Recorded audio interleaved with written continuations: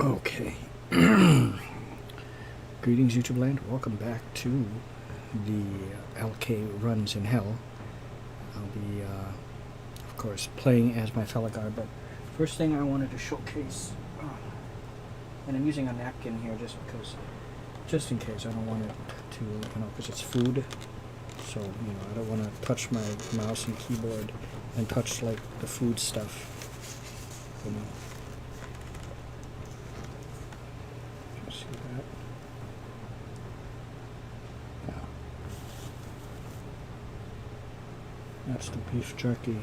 7-alarm beef jerky. This was $13.19.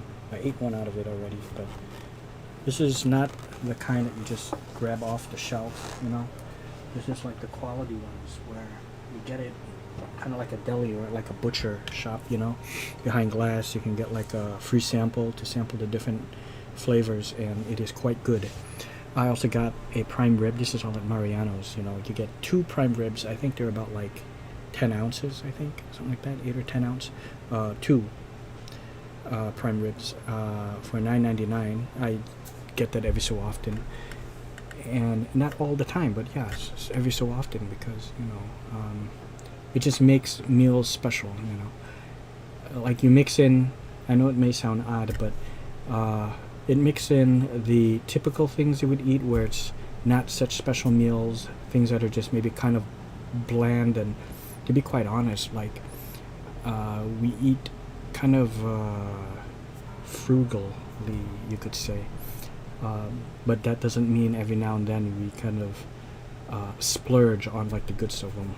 Typically me, I go out and get that kind of stuff, the luxury shit, and you don't eat it all the time. You just eat it every like week and a half, 2 weeks, something special. Like the prime rib, I'm not going to eat that right away. I did get fooled though with the, what was it called? Surami snow legs, it was called.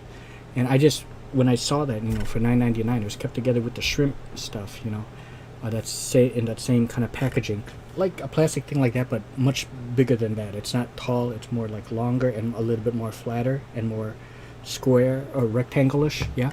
And there's a shit ton in there, like either shrimp or the crab legs. And I thought they were snow crab legs. It turns out, and they look real. It even came with the cocktail sauce and everything, and it said butter scampi on there, surami snow legs, butter scampi, the other sticker. You look at it, it looks fucking real, and I got fooled. And I opened it up expecting to bite into a crab leg. At first I thought it was like even like crab leg, crab claw stuff. I didn't get a very good look. I just grabbed it, put it in my car. I saw snow crab, surami snow leg, or snow leg, and I got it. And when I took it and bit into it, I dipped it in the sauce. I'm like, well, this tastes a little different than what I expected. And then I'm looking at it again, and then I dissected it. I go, wait a minute. And it's just like the imitation crab legs that you would get at Jewel or your typical grocery store, but it wasn't dressed up as the color looked different. It looked real. It looked like a real crab leg. So I got fooled. So that's the thing, I got fooled. But that's not to say it wasn't good. It was quite good, and there's plenty left over. I just ate a few pieces of those. But anyways, let's go ahead and get started. And that jerky, super hot, by the way. Super hot.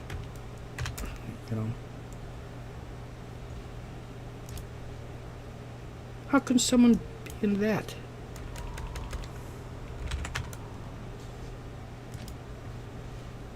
You fuck. Alright.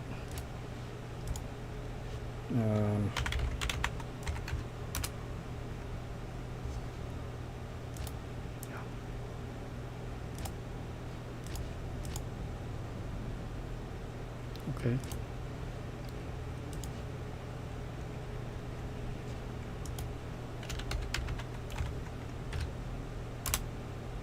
There we go. I'm drinking my coffee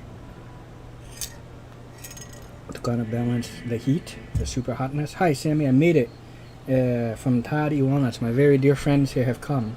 Todd and Movie Mike. What's up, Sam? Hey Todd, yeah, absolutely.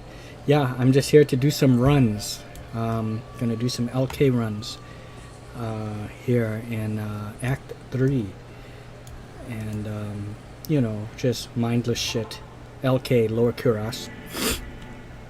And hopefully I get some good shit. I'm not gonna keep switching back and forth, you know, between the Hodo, which is this one, Heart of the Oak Hodo, you see, and my Arm of King Leoric. It's just too much. Anyways, let's get started. But yeah, that shit was super hot, that jerky. But if you have a Mariano's nearby, I do recommend going there and getting the shrimps, you know, and the prime ribs, you know. Good stuff. And they have sushi there as well. Quite good. I don't need like a whole lot of summons, you know. And it shouldn't be lagging really so badly because I think I alleviated that problem. But let me know. And the quality as well. You can put it up to 1440p and I still think it is going to be okay.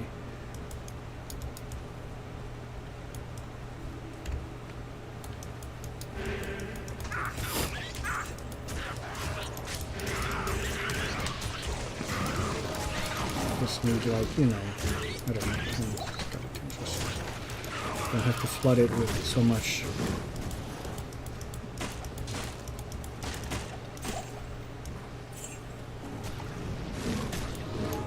Let's just hope I can get a jaw, you know, a jaw and a burr, you know, most likely not in the same run, but, or Shaco, or more Talrasha pieces, you know, Talrasha. See, I have the belt, I have the wand thing for it. It's good shit. So as you can see, there's 1, 2, 3, 4, 5 pieces to that. Not for my necromancer. I'm using it for now, but I will be transferring that to my sorceress eventually.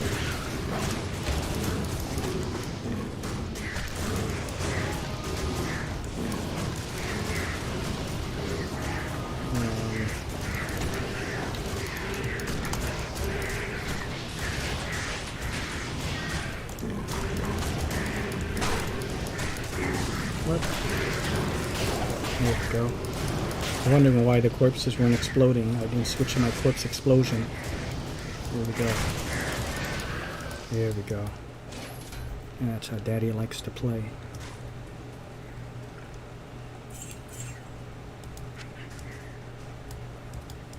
Okay, so, you know, there's one thing I've learned from seeing those people doing like 100 or 250 runs of this shit is that they kick every fucking basket and open every single chest, examine every little thing, and you could get a jaw or, you know, some really nice items.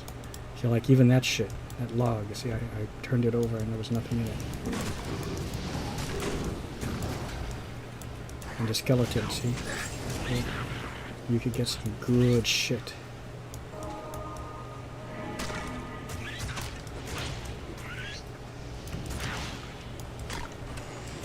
Thanks so much for, you know, coming by and keeping me company with this. This is so good.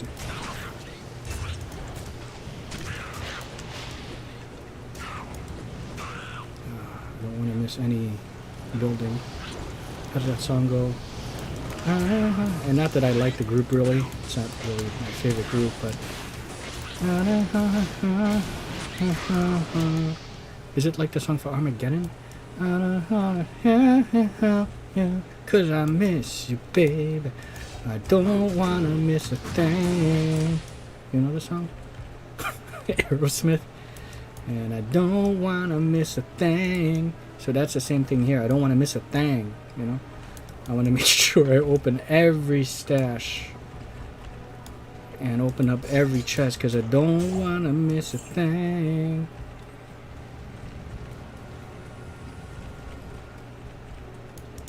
Look at this, see? One here, one there, look at that. And one of these days, you know, one of these runs,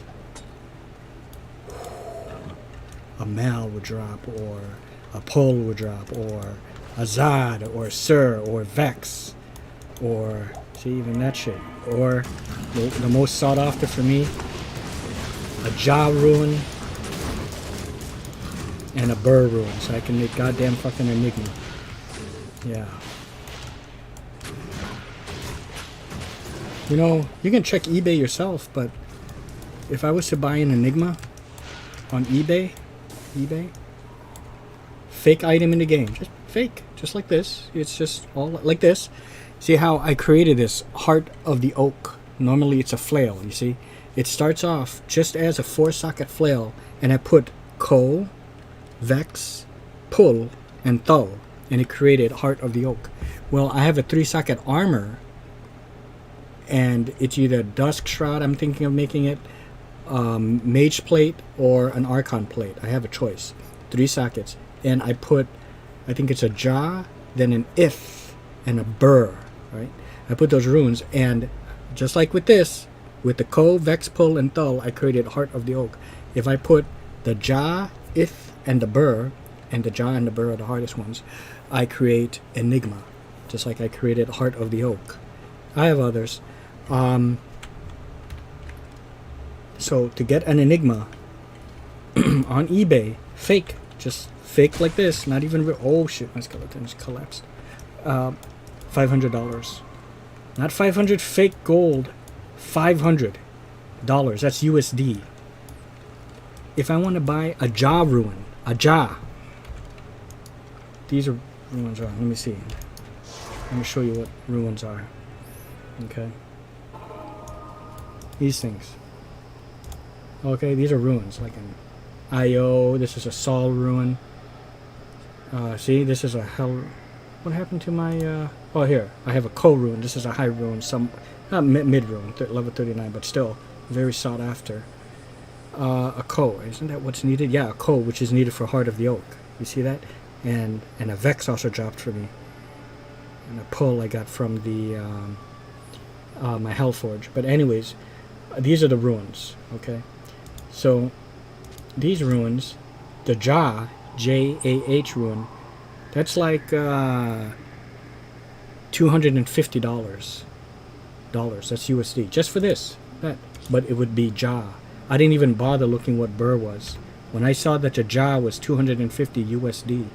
And then I saw under it, Enigma, $500 USD. No. I'm just gonna farm for this shit, and I mean, this shit right here, my Heart of the Oak, it was made from a superior flail, hence why it says down at the bottom under all resist, and plus mine is near perfect. Mine is 39 resistances out of a possible 40. 39 out of 40. Increased maximum durability, 14%. I don't hit with it, but it's just nice to know that it's a superior flail. I wonder how much that would sell for. What's that? Gonna sell for like $200 or $300 on eBay? Real money? I'm not gonna sell it though. I'm not gonna sell it because I use it. So yeah.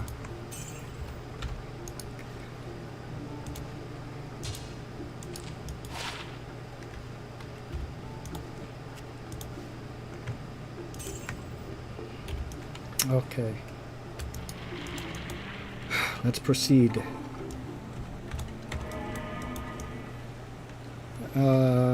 You know, I guess this is like the epitome of that old saying, time is money. You know how that's a saying? Well, this is probably the embodiment of what they mean by that. Fuck, I didn't sell this, that's okay. What do I mean by that? And how is this time is money? Well, it takes time to do what I'm doing, you see? I am on the hunt for those ruins, for that John, that Burr. And it takes a lot of time. People do what I go through this whole area, the LK area, Lower Kuras, completely scour the land in Lower Kuras, opening every chest, killing everything like that, turning over every skeleton and log, everything. And when I'm done, and I'm hoping to get good shit, and when I'm done, I exit out of this game, I create another one, and do rinse and repeat. Do it all over again. Do it all over again. As the song goes, How's it go? Do it over again till it's over again. Because whoever take the most dick is the one who wins. So open your thighs wide. Well, anyways, that's probably Twister. Anyways, so it's rinse and repeat. You know, rinse and repeat. And then I do it again, and then again, and again. And people do this thing over and over again, 100 times in a row, 250 times in a row, 1,000 times in a row. Exactly this, rinse and repeat, 100 times at a minimum. And right now this is still on my first run. And that's how people are getting all the good shit. And it takes time, you know, it's not like, you know, a quick thing to do. It takes time, it takes their time. So time is money. So it takes people time to do this shit, and then they sell it on eBay. So there, time is money. Okay, which is you know, the old saying goes.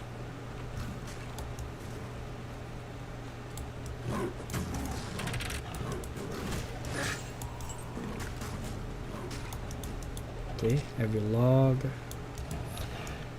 How's it go? Fugitive.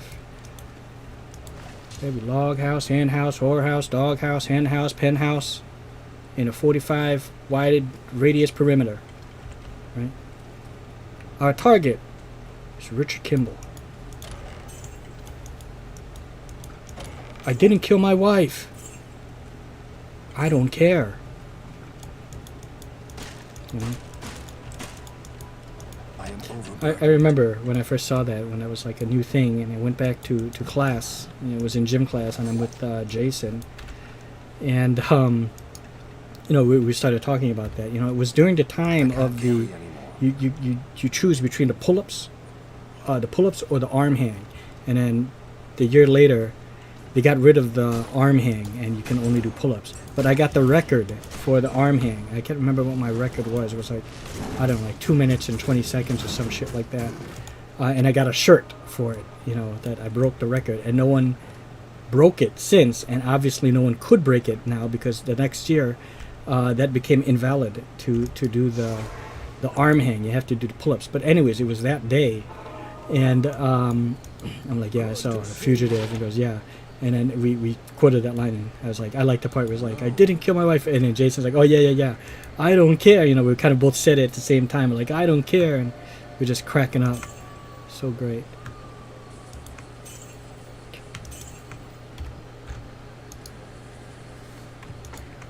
Okay, I'll get rid of that.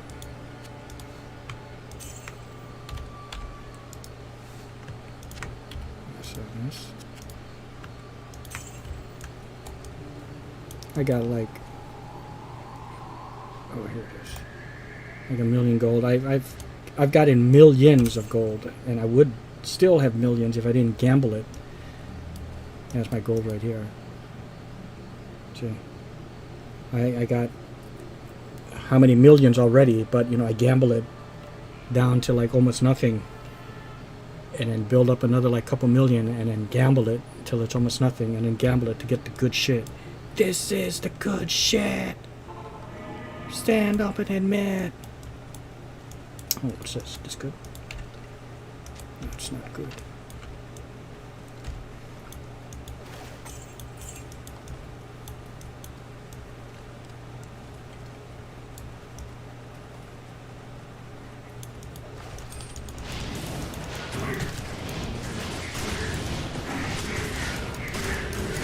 Oh, hey, we got some more comments. I gotta look at this more often. Okay, hold on. Have you ever seen Haunt? Hi, Mike. Show are you? I hope you guys are having a nice weekend.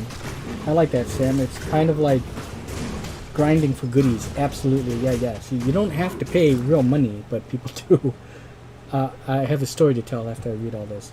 I would do the same thing. Are you ever tempted to sell rare items on eBay? It sounds like it could be very lucrative. It could, but I'll get more into that. Sorry about any typos ahead of time. I'm heading for my phone and watching on TV. Yes, Haunt is excellent.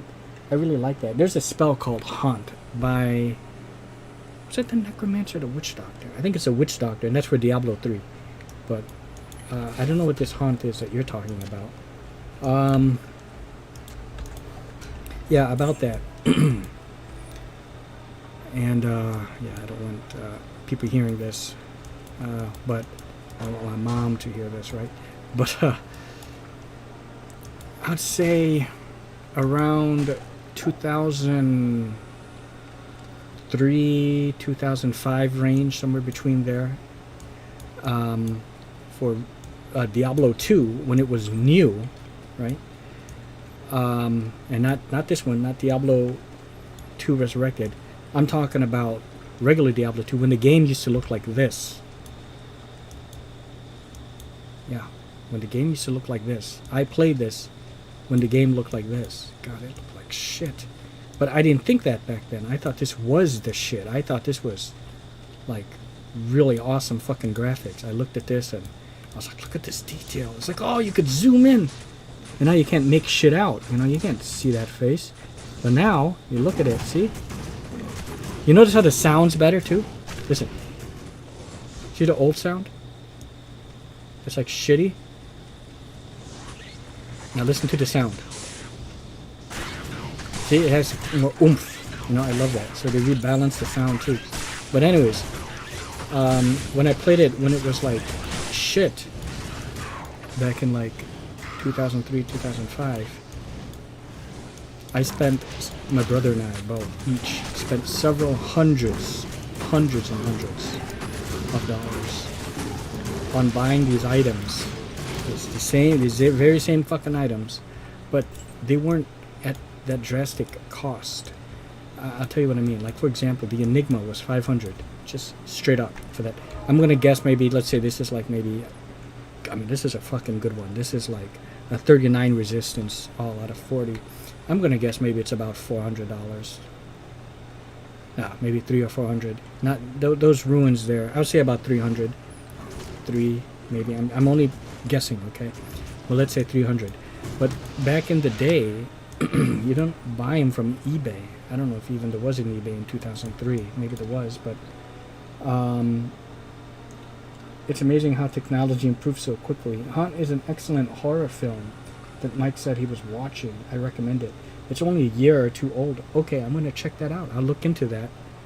But there's a site called like D2 Legit, and there are people like you and me that it's like their own personal company where they farm, like what I'm doing. They have like maybe like 100 people farming for items, getting all those ruins that I showed you and all these items. You can either get the ruins, you can get the items already pre-made, or even shit like this, and then you buy them. Oh, excuse me.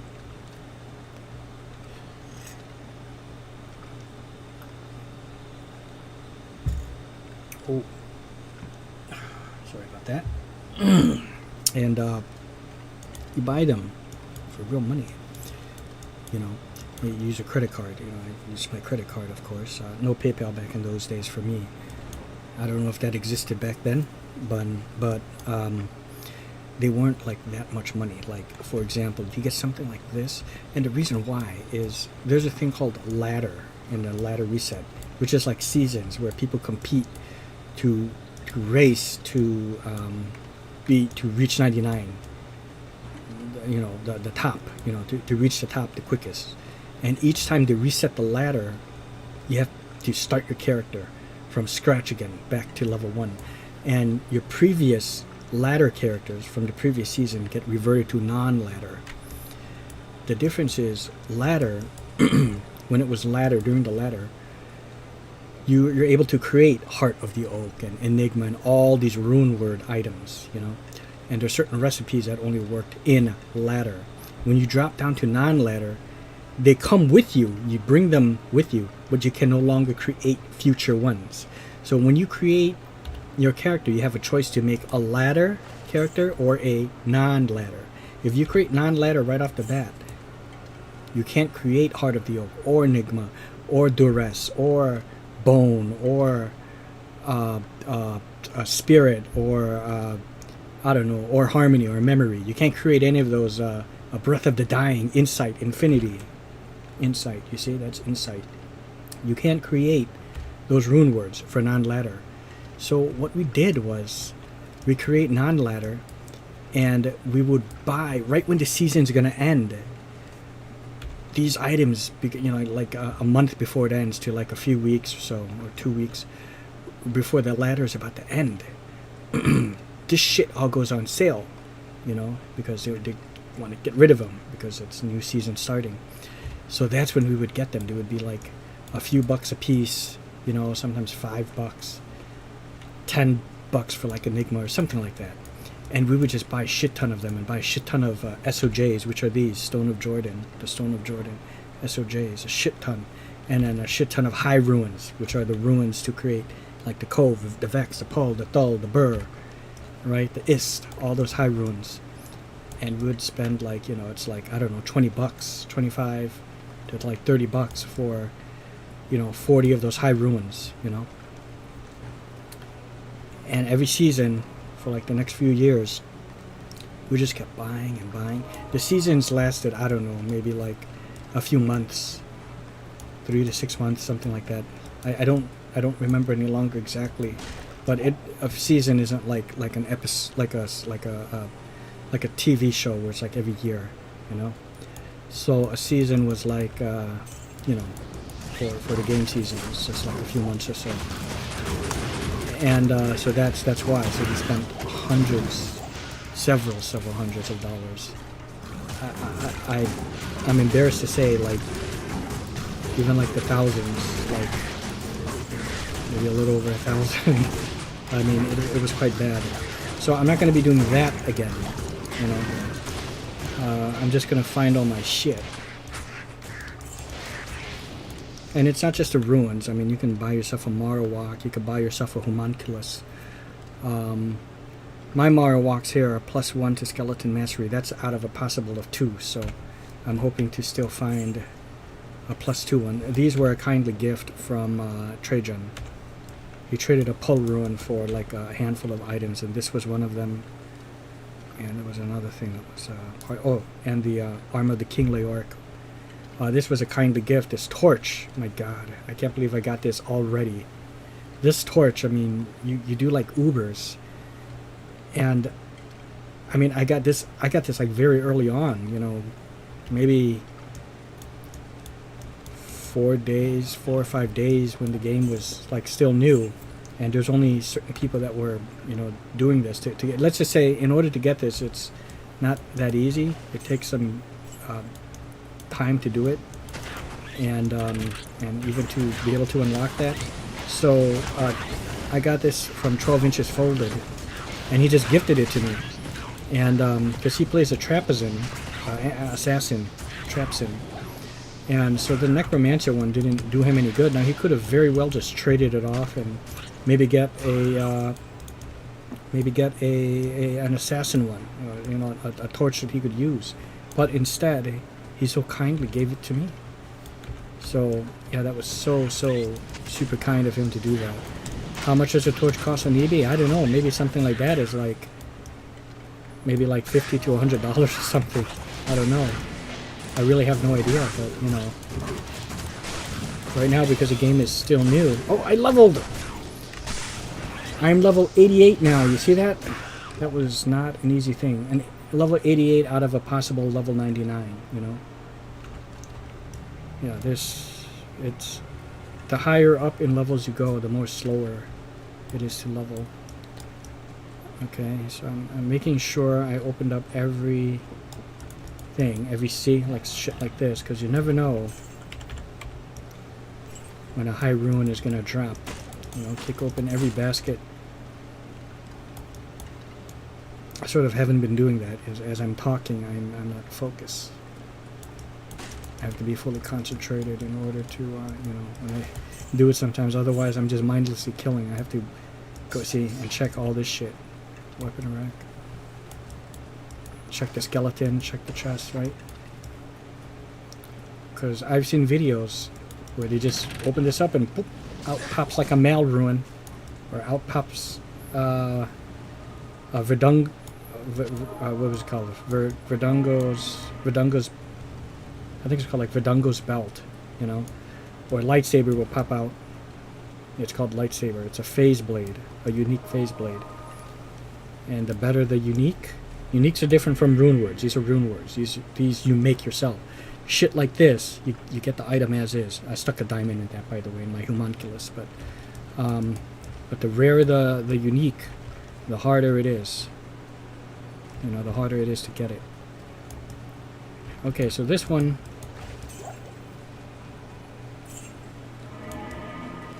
I feel like.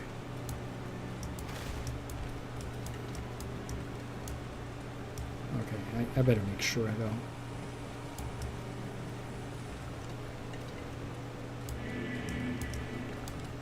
Let's see. And I'm doing this because why am I recording this, or rather streaming it, is because, well, I want it to be caught on video the moment I just open up a chest or search a body or overturn a log or search through a pile of skeletons and out pops a burr or a jaw or some fucking rare shit, and I have it documented, you know. Just like those people that did it, but they have their shit edited. So it's like 250 runs, but edited down to like 3 minutes because they only showcase the highlights, you know. Come on. Give it to me. Give it to me.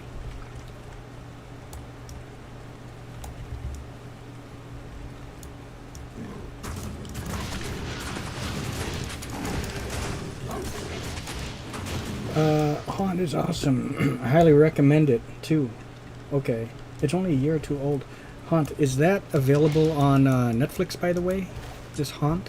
Otherwise, you know, I can see it that special way, if you know what I'm talking about. Is it a movie? Or is it a show? Haunt. This, of course, is different from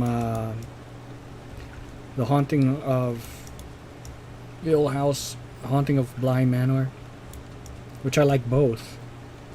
You know, even though a lot of folks didn't like Bly Manor so much, I think even you said, Mike, you didn't like it as much. Okay, I'm starting another one. I thought it was quite good. Preferable to me, for some reason.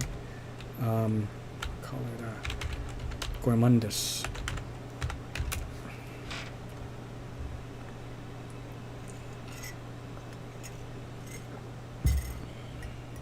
I can also gamble. Maybe I'll go ahead and do that right now. Let's see. I'll go ahead and stick this in my stash. Okay, and I don't have any gold into shared. So I have like 1.7 mil. Yeah. And I shall gamble a little bit. Oh yeah, I'm also hoping to get a Shaco. Dear God, if I can get a Shaco. Whew. Oh, this is not... Well, I wanted to repair my shit anyways, but... I think Alcor, right? Alcor is where I go to gamble. And I will try to gamble on those hats to try to get a Shaco. It's called the Harlequin Crest, and it's a very highly sought after item. Look at the detail and everything. I mean, and remember, this is what it looked like before. Jesus. I mean, when you look at this initially, I mean, I know what I'm looking at, but I'm pretty sure you guys are looking at this. Now, what am I looking at? You're thinking, right? But you're looking at this. I mean, wow. Okay, gamble. There we go. This is what it would be. And the shaker would be green, you know? So that's how I know. So when it appears, it's still brown. If it's green, it's a Shaco.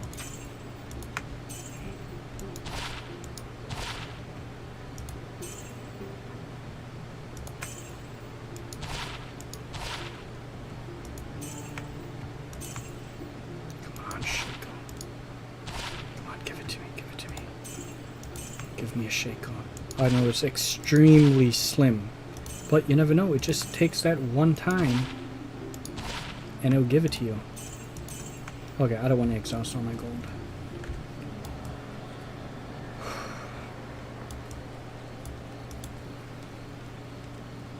Time to go back to Lord Kurast. Let me get out my Heart of Wolverine. Yeah, this will give me more life. I want more life, fucker. I ain't done, yeah. More human than human. You know that one?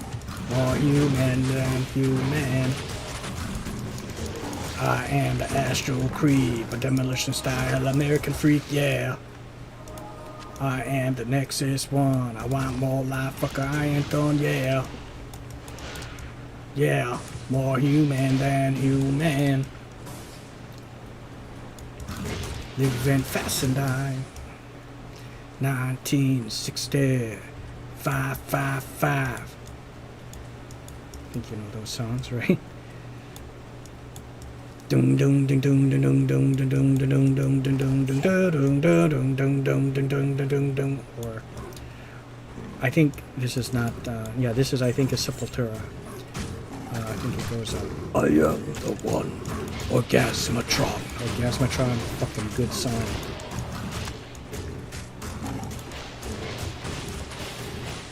I don't like to do my voice like that. Too long, you can damage your vocal cords. I mean, just take a look at Marilyn Manson. You ever see him in interviews? Hear how his voice sounds like now? Yeah. Sounds all fucked up.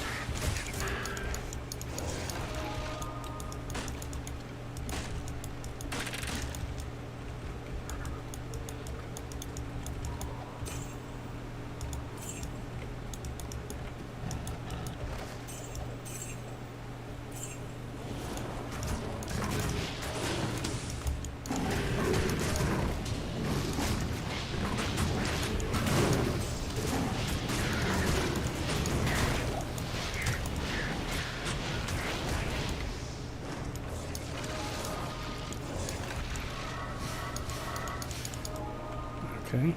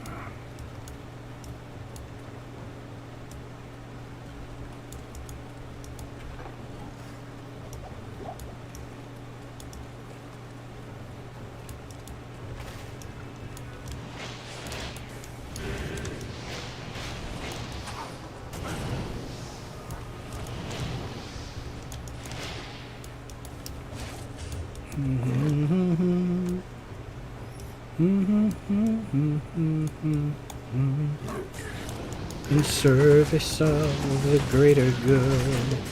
You ever see Joseph, King of Dreams? It's the same studio, DreamWorks, I believe, who did Prince of Egypt.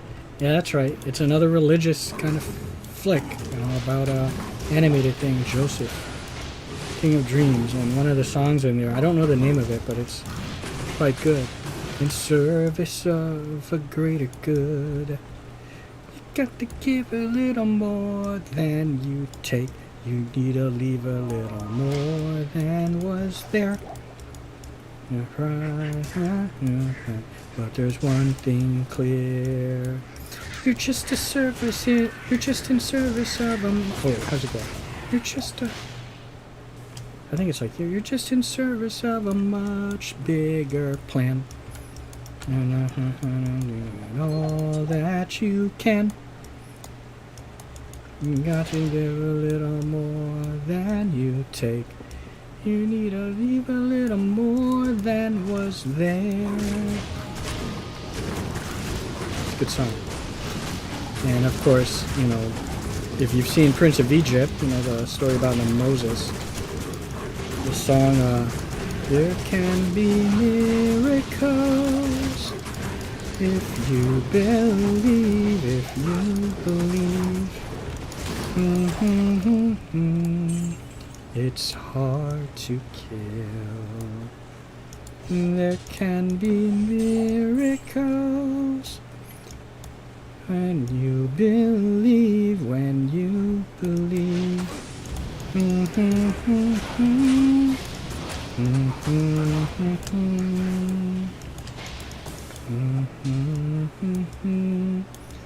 can, you believe.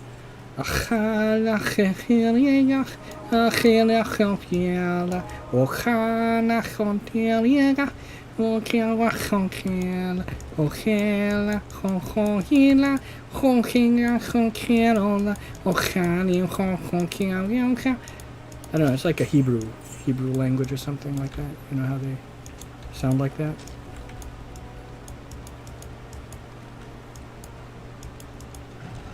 How's that other one go? This one was, I can't remember.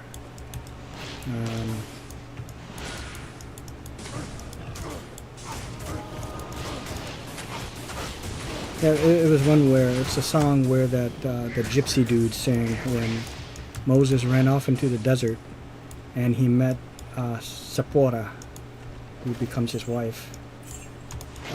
Yeah, he met with these gypsy people, and that song he sang, that gypsy dude, is a pretty good one, to be quite honest. Yeah.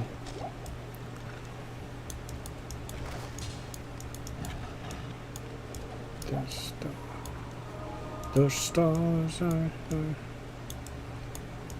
I can't remember now. Damn good song. Anyways, why are we talking about that? I mean, it's those kind of songs. Let's see, what else can we... what about... boom, boom, boom, boom. Boom, boom, boom. Boom, boom, boom, boom. Boom, boom, boom, boom. Boom,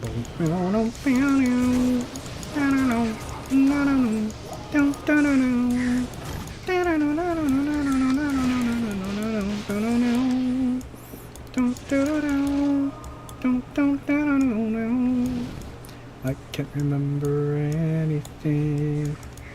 You know that one, of course. Can't tell if this is true or a dream. Deep down inside I feel the stream. This terrible silence stops from there. Now the door is through with me. I'm waking up, I cannot see that there's not much left of me. Nothing is real but pain now. Hold my breath as I wish for death. Oh, please, God, wake me. Or is it help me? I can't remember. I think it's wake me. Oh, please, God, wake me. Now the world is gone, I'm just one. God help me, hold my breath as I wish for death. Oh, please, God, help me.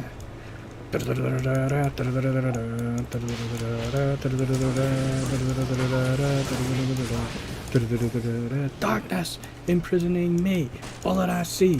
Absolute horror, I cannot live, I cannot die. Shut to myself, body my holding cell. Won't you run? Live to fly, fly to live, do or die. Ace is high. I don't know the words to that one really. Oh, an armor room, you see what I mean? But I'm looking for Ja. I am overburdened.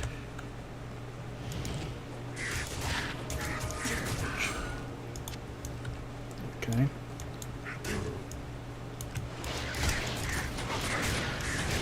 What about life it seems to fade away, drifting further every day, getting lost within myself, nothing matters no else. I have lost the will to live, simply nothing more to give.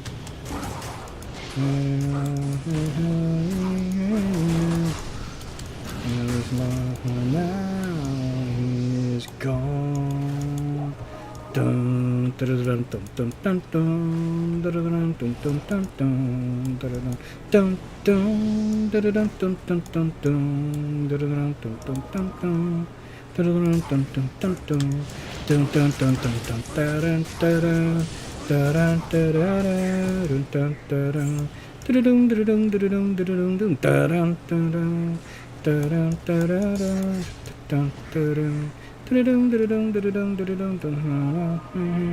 I don't remember all the words now, you know.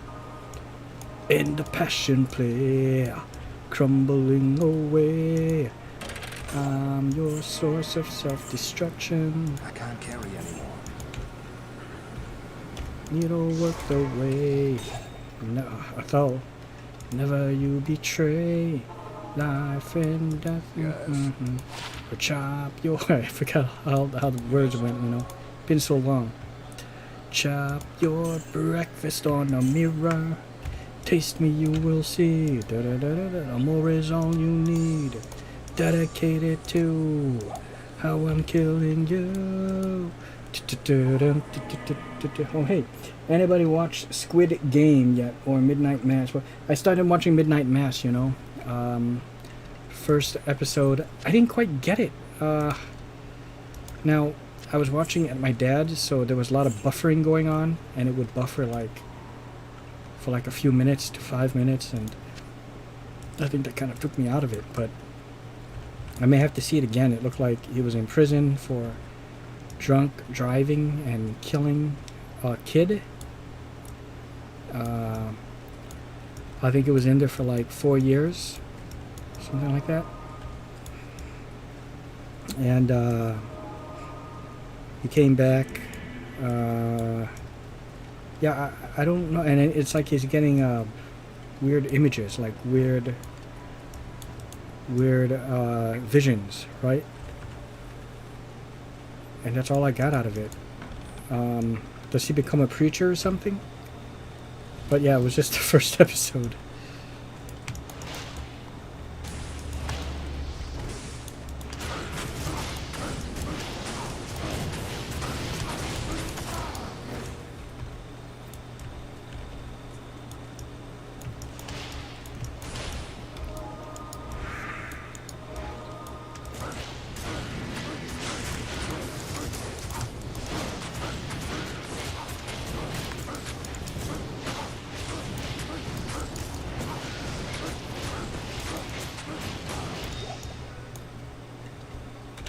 Oh.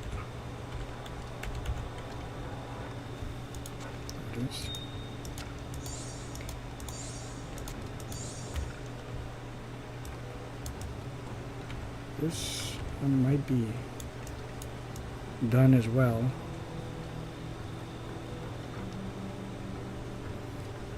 Yeah, I have to try to stay completely focused on which buildings I've been into, just to make sure I don't miss any building or any corpse like that.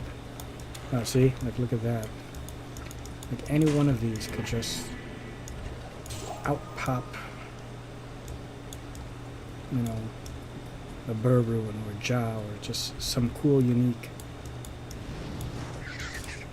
Or even just a random kill. You know, you randomly kill a monster and it can drop something really, really good.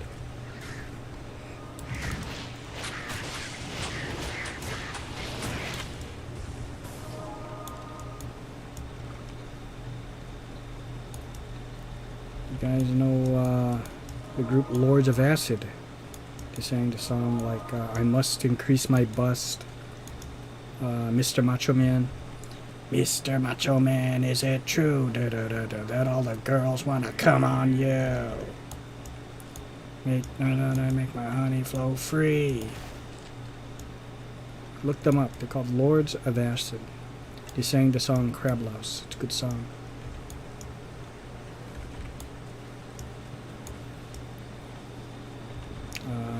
And of course, they're called Lords of Acid because I guess they're pro acid, as in the drug. But, you know, they make good music. I'll say that. I can't carry anymore. I can't. No. Oh, Jesus. A lot of stuff. Trying to make some of that money back. Okay, so that's it for that one. Let's go to study. Yeah, you see how this is? You see what I could do to you? You ever seen, I think it's called Changing Lanes, starring, hold on here. It stars Ben Affleck, and it stars Samuel L. Jackson. Changing Lanes. You see what I could do to you?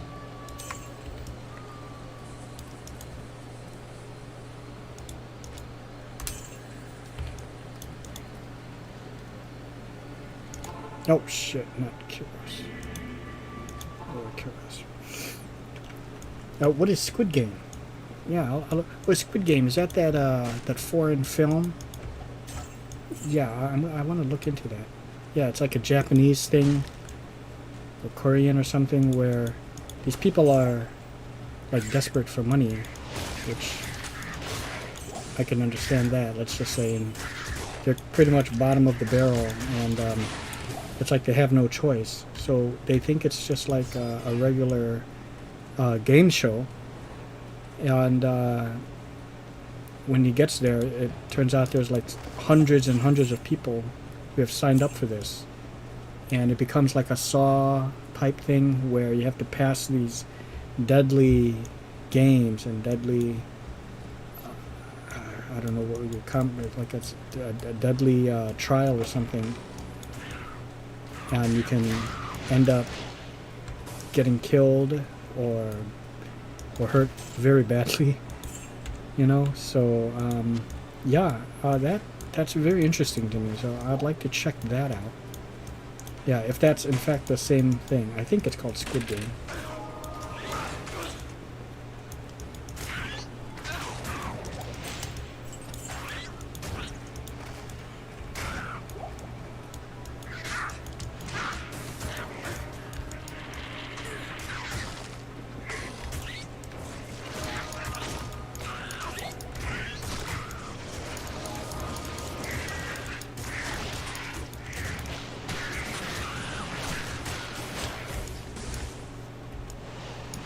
Oh, shh. To do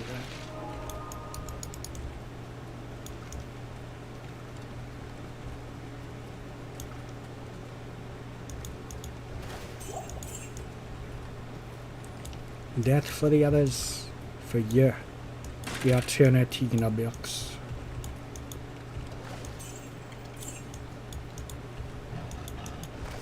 No one would harm you. I won't allow it. And remember my name, Armand. You feel too much.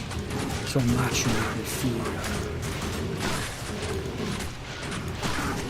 I thought you would have the answers. I have never seen a vision nor learned a secret that would damn or save my soul.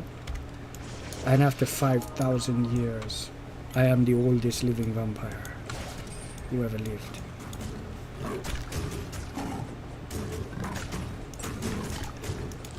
Does that make you evil? Or because you, I can't remember how all the words went, does that make you good? I have never seen a vision, nor learned the secret that would damn or save my soul. And after 5,000 years, I am the old oak.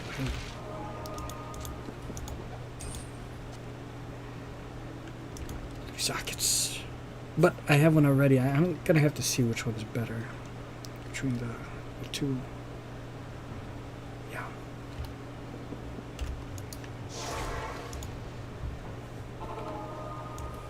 I'd like to get an F Cryptic Axe or another F Colossus Blade.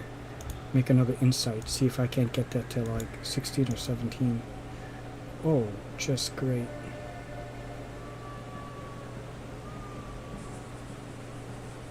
Well, look at this. I got 2 bramble mitts, and this is a laying of hands. I remember this. And look, this I can make a spirit out of. I don't know if it's worth it. I mean, plus 14. Does it go up to like 20 or 25? If it does, then that might not be worth making. See? I have this one. This is so great. Oh, God. If I can get the whole set of this.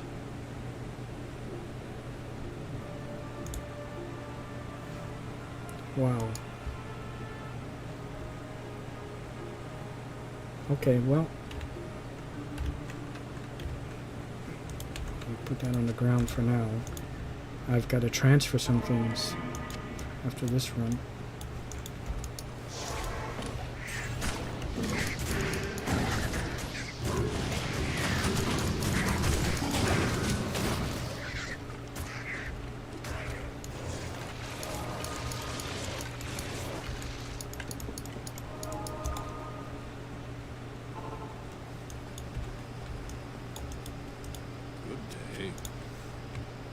Yeah, I want you to hear this. See how the sound is? I'm running. Now watch. You see? You hear that?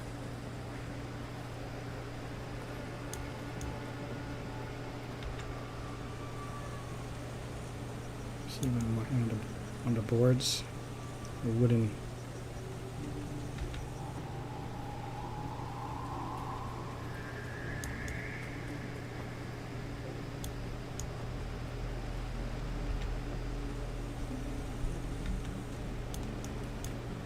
They just added like all this depth, which is great.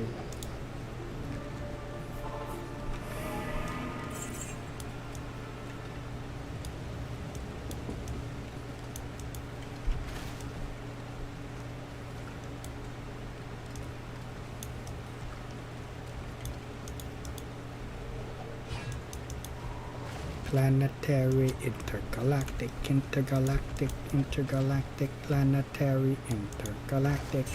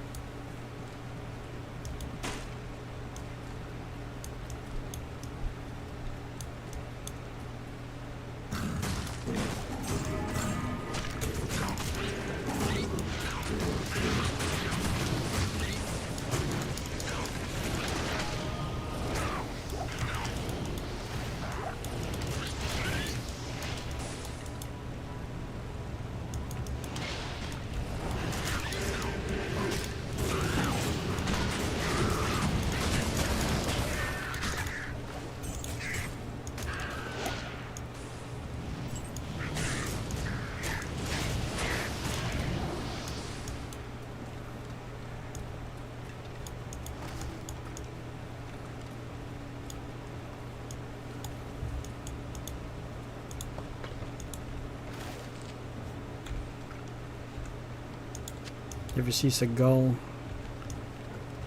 in an interview in, I think it was in Arsenio Hall, back in like very early 90s. And he was asked, I don't have it exactly memorized, but you know, I have to admit, I do dig his like older films, and the stuff he makes now is not so good, but they kind of suck, to be quite honest. But one that was made, I think it was after the height of his career, and it was probably early mid 2000s, called Urban Justice. To be quite honest, that one was not too bad. It was not too bad, but everything else I've seen was pretty laughable. That I've seen like a little bit of. One of them was, I think it's called Against the Dark, and I've always imagined back in the day, like what would it be like to have Seagal fight like demons or something supernatural. And in this one, you kind of got that. You know, he fought vampires, but it was just, this was already after his heyday, so it wasn't good. But anyways, yeah, and Arsenio was quite funny. Arsenio was asking him questions about, you know, different martial artists and what he thought of them. So one of them was like, okay, I think one of them was like, it would be a little improv because I don't remember exactly, but Bruce Lee. So yeah, you know, Bruce Lee, he and I, we go way back. And I was, been something of like an uncle to his son, Brandon. Brandon Lee is, yeah, Brandon Lee, that's right, that's his kid. Good kid. He has the makings of a great martial artist, you know. I've been helping him train, you know, for a little bit, so, yeah. And is he as good, is Bruce Lee as good as they say? Oh yeah, he's all that and more, yeah, absolutely. We've trained together, you know, Bruce and I. Really? That's interesting, yeah. Okay. Chuck Norris. Well, you know, Chuck, he's got to be like, what, in his 60s now, so, yeah, you know, he's not as good as he used to be, so, you know, he's pushing 60, so, yeah. Ooh. Okay, and the audience reaction was just like, oh, it was like down-talking him. Yeah. He's looking at his cards, right, Arsenio? Jean-Claude Van Damme. Can I laugh in your face? Oh, the audience starts laughing. But, you know, the funny thing is, when Van Damme was on the Arsenio Hall show, it's like months after Seagal, and Arsenio asked what he thought about Seagal. He's like, yeah, Seagal, Steven Seagal, he's a great guy, nice guy. I never actually met him or actually worked with him, but from what I hear, he's a really nice guy, and yeah, he's a good professional, good actor, and good martial artist. So yeah, he didn't have anything negative to say about Seagal, whereas Seagal, can I laugh in your face? You know, about Van Damme. So that's just very bad that Seagal would say such negative things like that. But like Van Damme, so it shows what kind of class, what kind of character Van Damme was, you know, and is, versus Seagal. If this had more stuff to it, I guess it would be not so bad, but yeah, I will hold on to it for now.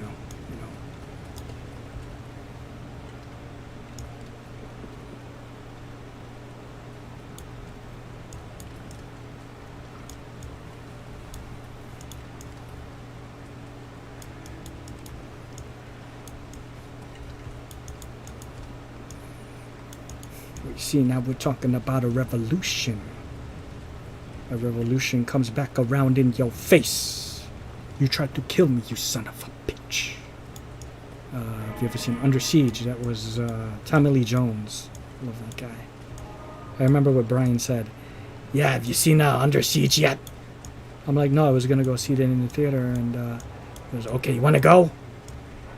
Yeah, you know, I went in there.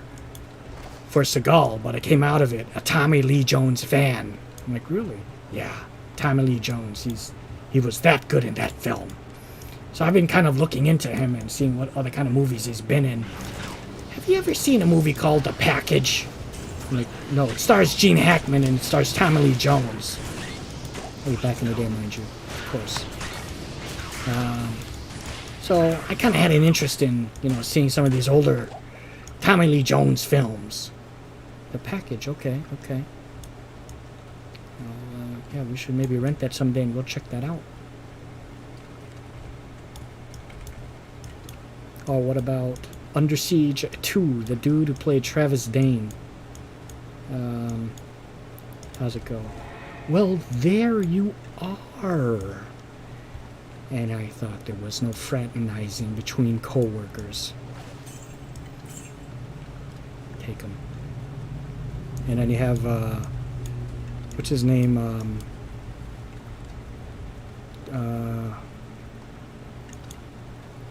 The guy that was in,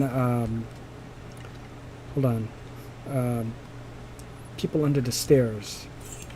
The dude that was married to his sister in People Under the Stairs. The one who said, I got you, I got him, I got him, I got him, I got him, I got him, I got him, I got him, I got him, I got him, I got him. Like, did you see a body? No, then he isn't dead. Yeah, that's People Under the Stairs. And what's kind of funny is he kind of used that similar line in Under Siege 2. It's like, yeah, he's dead. And then, but suddenly the bad guys' bodies are still dropping. And then Ted McGillis. Was his name Ted McGillis? Or am I thinking the Married Children, Revenge of the Nerds guy? I think his name was like Gillis was his name. Something Gillis. Ted Gillis or something like that. That actor. You said you shot him. You said that he's dead. Yeah. Did you see a body? Well, no. I just assumed, and he slaps him. Assumption is the mother of all fuck-ups. Never assume. Yeah, so it was like a similar thing, you see? It was like, thought you said he was dead. Well, yeah, I shot him. I saw him go over, but did you see a body? Well, no, I just assumed. Assumption is the mother of all fuck-ups. Just like in People Under the Stairs, when he was on the other side of that, I got him, I got him, I got him, I got him, I got him, I got him, I got him. Did you see a body? It's the woman, his sister. Well, no, then he isn't dead. Fool. That guy, fool. And he can't pronounce words too well because they cut his tongue off. Bastards.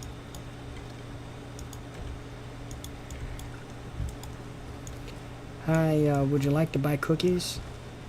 No. Oh, could I use your bathroom, please? No. Get off our property. That's all right. That's okay.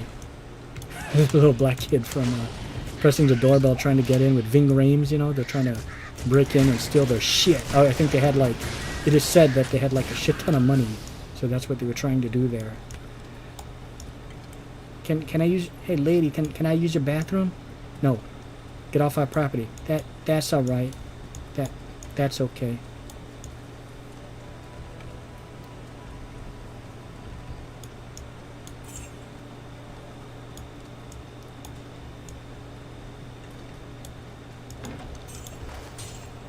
Another grand charm. Could it be a skill?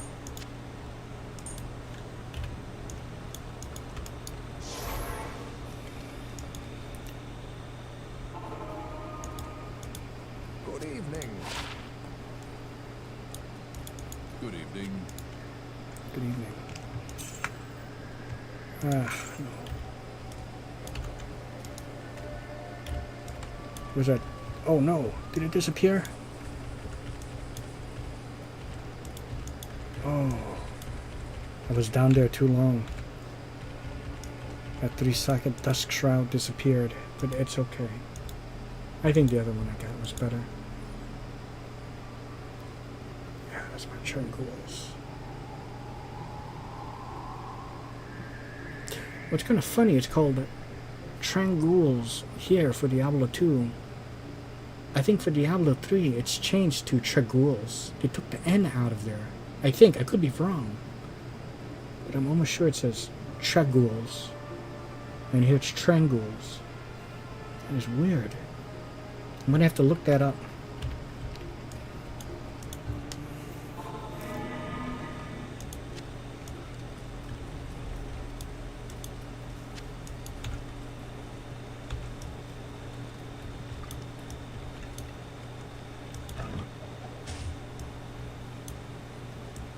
Yeah, but that's a funny thing about Seagal, though, is I've noticed that he pretty much acts and talks the same way in his interviews, even to this day, as he does or did in his films. And that's like, I want to say kind of weird, but again, I've seen Johnny Depp kind of do that same thing with you ever see Johnny Depp in an interview as of late? I don't know like exactly now, but you know, ever since Pirates of the Caribbean and then beyond, you know, 5 years, 6 years, 7 years after, you know, the first Pirates of the Caribbean, 7 years, a decade after Pirates, it's weird, you know. So I can't even do it. I want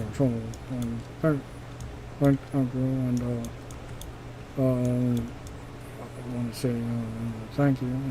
Like when my mom was watching him give his speech, my mom said, "Is he British? Is Johnny Depp British?" Like I can't even fucking do it. I don't even know how he fucking does it. He's not quite like as the years went by because it got older. It wasn't quite Jack Sparrow anymore. You know, like Jack Sparrow being, how is it that two upstanding gentlemen as yourselves didn't merit an invitation? It's such a pretty ship, or it's such a pretty boat. Ship. You know, or what do you say to 10 shillings and we forget the 9? You know, not quite like that. But it's like a cross between like he's drunk and like a Jack Sparrow, and since he's not exactly British, you know, he's American. And it's kind of funny, someone found an old interview during his 21 Jump Street days of him, you know, when he was like young. He was like, oh yeah, you know, and he's like fixing his hair and everything. He's talking like absolutely normal, like a regular American guy from good old US of A, you know, just no, he's just talking. Well, I thought that I would, you know, and then someone said, yes, here it is. I was trying to find an interview of Johnny Depp of how he used to be, because I could have sworn he didn't always talk like this. You know, it's like, and here's the proof right here, you know, that this is how he used to talk. It's like ever since he starred in Pirates of the Caribbean, he can't get out of it. He can't get out of the role, is what the person put. And it just cracked me up. You know, that wasn't my comment, but it just cracked me up, you know, to see that. I like that. Seems to be a bit of a party at the fort, eh? How is it that two upstanding gentlemen as yourselves didn't merit an invitation? And I remember seeing that in theaters. And I remember how it all went down. I went with Bruce Lombardo and his girlfriend Vita, and then myself. And no one was guarding the ticket stand thing, because normally it's like an outside thing. You get your ticket and then you go inside. For this particular theater, so no one was there. So we just walked in, and we just kept walking. But it turns out you buy the tickets at the concession for this. You know, maybe something was fucked up at the register out over there. So I saw it off the corner of my eye, and I started to kind of go over there. And here's Bruce. He goes, no, just keep going. Like, pretend you don't see it. And then we hear him like, oh, over here, guys. Over here, we got your tickets there. And we're like, oh, we thought we could get away with it. Like, we just walked in. That was funny. But yeah, we saw it in the theater. And it's funny because... hold on here. Let me focus here. I'm trying to it's funny because there's a part where, right before he talked to those two British soldiers to jack the ship, you see him walking, and he walks like, you know, like an idiot, you know, like a drunk. And I hear someone off in the crowd to the right say, he walks like a dork. That's before. I heard that, you know, he walks like a dork. I can't count anymore. Just like I remember back in the day in the 90s, this might have been like 96 or 97, watching some other fucking movie. It might have been a Jet Li movie or something. Or maybe not. It might have been maybe Lethal Weapon 4, I don't know. But there was a trailer for Knockoff, which was a Van Damme film. And I guess back in those days now, he was like known as like a has-been, so, and that was like his latest one. He hadn't put anything out in a while.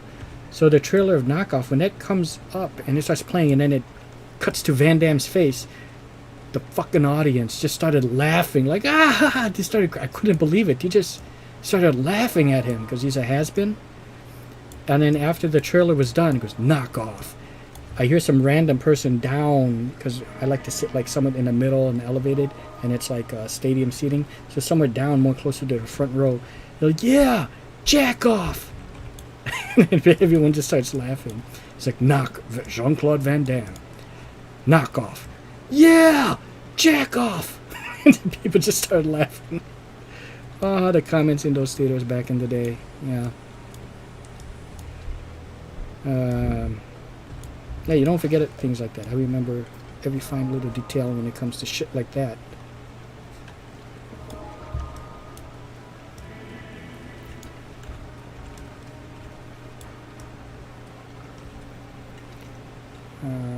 What other stories can I tell? The stories you tell, etc. If you've ever seen The Count of Monte Cristo starring Jim Caviezel. Good film. I like you. I think I shall call you Satara. Sounds fierce. It means driftwood. Oh, the stories you tell, Satara. Well, his name was, was it Edmond Dantes? I get confused now. Edmond. I think Edmond was Guy Pearce. And I can't remember, you know, The Count of Monte Cristo. It's been so long, I can't remember the, you know, Edmond Dantes. And, I can't remember. It's too bad. It's a good film. Count of Monte Cristo. I've yet to see the black and white original. No. It's kind of weird that I haven't seen that one yet, but I have seen the, which one was that? Yeah, to steal. I have seen the Jim Caviezel and Guy Pearce one, which also stars Michael Wincott. He had a little role as the warden and the guy that'd be whipping. God, it wasn't. Was it? Oh, Fernanda. Oh no, you know, I think it was Edmond. I think it was Edmond Dantes and Fernanda. I think it was Edmond. Well, anyways, yeah, good film. Good film.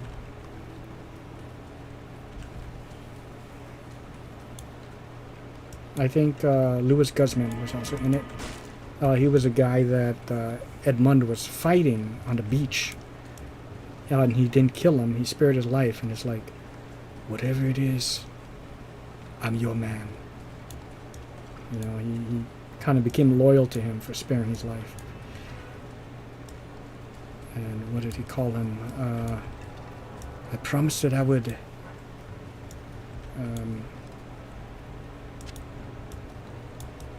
save you. I promised that I would save you no matter what, which includes saving you from yourself. I remember that. It's a good line. You are the richest man that I know. Whatever your problems, they're gone. What do you want to buy? Revenge. Oh, fine. Just tell me who you want me to kill. I'll climb through the window. Bing bang. No. Death is too good for them.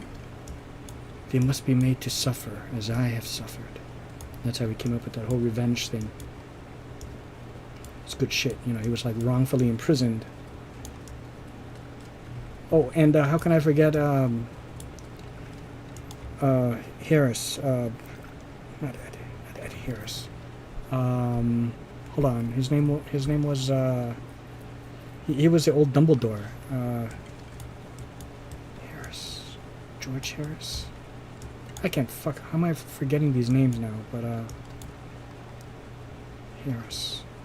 His name is Harris. Something Harris. Hold on. Oh. There it is.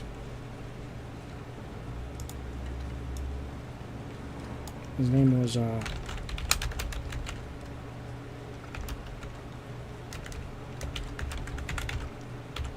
I think it was Richard Harris, but let me confirm that. I think it's Richard Harris. Richard Harris, yeah.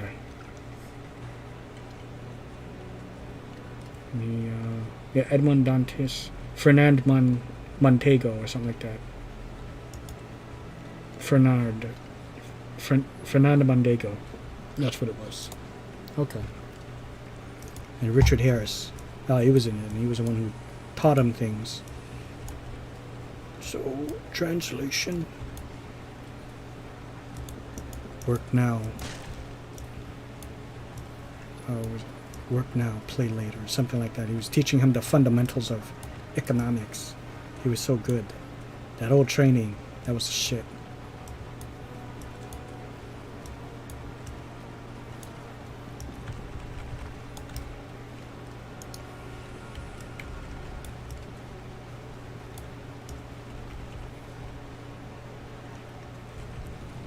They've been promising to show me his records for the last 10 years. So far, I haven't seen shit. That's how these people work. I seen the file, Jake. Your father died doing what he believed in. It happens every day. Deal with it. It was Kate Hodge who said that. She was Carla. She played Carla in Rapid Fire, starring Brandon Lee. You know. 把你弄你都弄，太粗大弄呀，作嘅。It's good shit. Oh, Tony, it's beautiful. 18th century Mongolian. Oh, I know. Oh, not Tony, Tommy. Oh, Tommy, it's beautiful. 18th century Mongolian. Oh, I know. It's good to see you back, Tommy. I came to warn you. Serrano paid me a visit. Serrano's weak. All his men is in the pen. Serrano's got thick. I know he's weak. Just be careful. I will, Tommy. I will. And thank you for this. How did you get in here? We came through the chimney. Ho ho ho. Ho ho. I'm taking... Oh, I met with your boss. Timmy Tommy Tao. That ungrateful yellow bastard won't give me what's mine. By rights. So I'm taking your half of the heroin business. You do not want to do this. You can't do this. Oh, it's done. It's done. You know, and from what he was able to tell the cops, he was still... I heard he didn't die right away. He could still speak, though. Oh. More or less. I'm taking your half of the heroin business. You do not want to do this. You can't do this. Oh, it's done. It's done. Give me your shipping manifest and papers. Come on. Oh, that's a good little boy. Goddamn kidney bastard! Stand them up straight! Stand them up straight! Blew him away with a shotgun. Some chink kid in a black jacket, he saw me whack Chang! Whack him! Bum bum bum.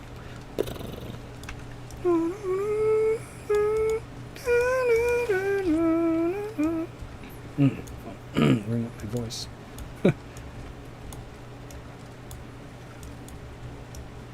Alright, I think I'm gonna start another one, but before I do that, I got nothing.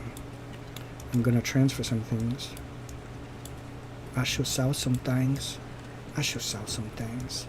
That was from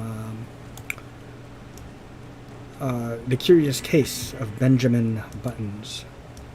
It's odd that that just got a standard Blu-ray case release and not a typical fat case release, but you can get that one fairly cheap.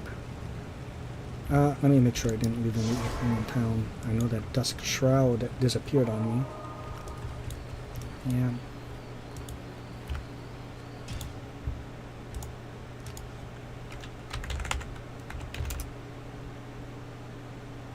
Okay.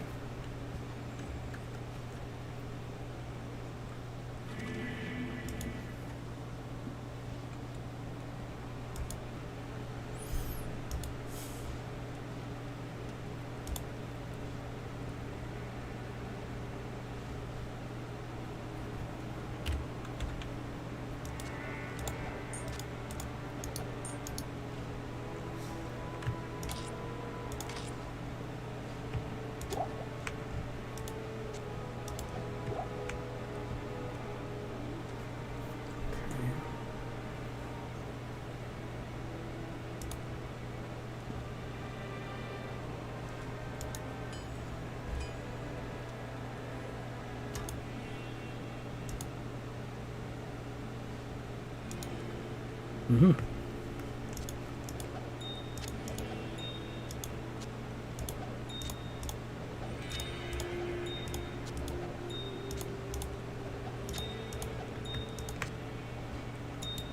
Not in town.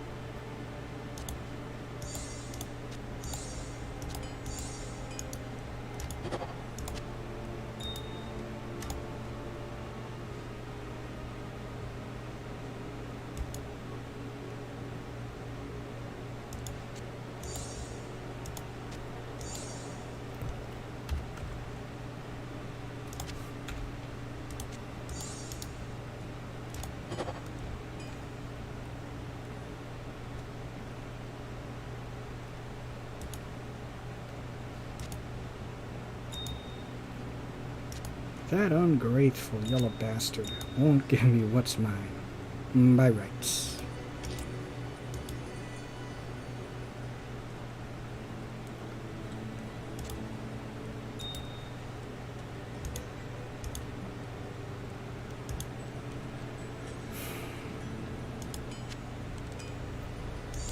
What about resisting an arrest? What judge is gonna buy that? My judge. That's blackmail. Wrong. That is law enforcement. Great. More cops. We're FBI. Cops in suits. So all from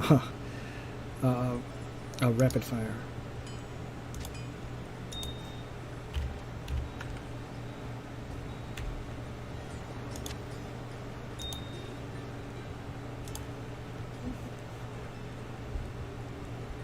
Mm-hmm. Mm-hmm.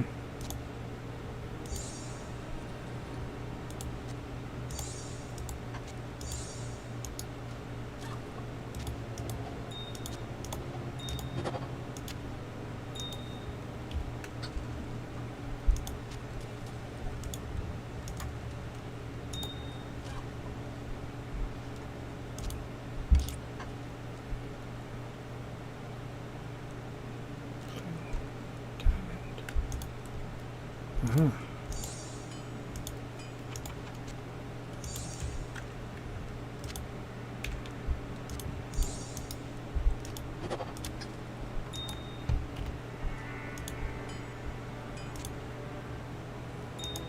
I'm out and I'm gone.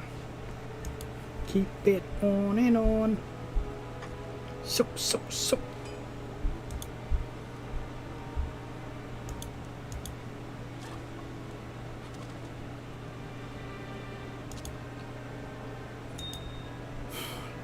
Boom, boom, boom, boom. Slowly I turn, step by step, through the back window I crept. As silent as a mouse on the set, while everybody in the house slept. I disconnect the phones and the rest. I find a butcher knife, I cut the power lines to the lights. Now a nigga wound for the night. I come like the living dead straight from the dirt, back to avenge his own death on his earth. Every year of Jason, then you know my work. Down to the basement, the dog ate it first. I can't help myself. My thoughts are my own. The voices in my head just won't leave me alone. Murder, murder, murder. Kill, kill, kill. Pissing on the car seats, flattening the wheels. But there's no escape from the fate that awaits. No one to witness the horror taking place. Yeah, now I'm on my way up the stairs, through the bedroom with my crate unaware. Heads will be hung from the chimney with care, with hopes that the police soon will be here. I'm a killer. Yo, fuck knock and kick the door. Evict the four. Yell out, it's a stick up, hit the floor. Your fish cake niggas stay lipping off. Oh hey, it is my good friend Xenoc. Good to see your streams now are in real time. Good to see. Yeah. Thanks to you. I gave you a shout out, I think, a couple of streams ago, and I brought that up thanks to you. I'm following your advice of lowering the bit rate, what I did, but still kept it at 1440p, and just really lowered the bit rate. And now it's, well, you know, before I would be getting the warning that the bit rate is too high. Now I'm getting that it's too low and I could actually raise it higher. But here's the thing, so long as it's looking good, which people have confirmed that it does, and I looked at it, it looks like fine to me, so there's no need really for me to bring it up, you know, to increase that. So I want to thank you again for that, Xenon. Thank you for being able to make it to my stream. I greatly appreciate that. You know, if you're, oh, not a problem really, and the quality drop is insignificant, especially to the past streams. Once to get processed, they're very high quality. Yeah, absolutely. I went back and I looked at it at 1440. The only thing I changed was this. I went from the preset, and I also lowered the preset from quality to performance. Yeah, and then I lowered it to 4K bitrate, 4000, whereas before it was like 9000. And then I saw it, and it looked fine, but certain parts where it got very little pixelation, but very little. It would like do it for like a couple seconds and then snap back into place. Very minor.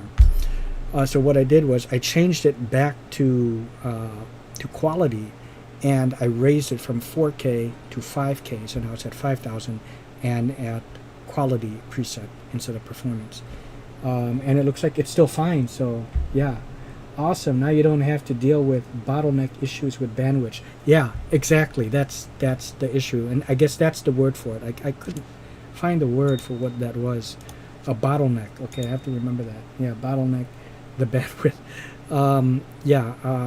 I know that term because of what do you call that? I think like let's take 300 for example, the movie 300. The Zack Snyder. see, they're only 300, but the way they defeated the Persians was they were very smart about it. So they knew in that cannon, there's like, you can bottleneck the enemies, so their numbers mean nothing. So they waited till they kind of got through the thing, and they can only attack a few at a time instead of them all, out in the open. So, to bottleneck something, I love that. So, yeah, really smart. I like that.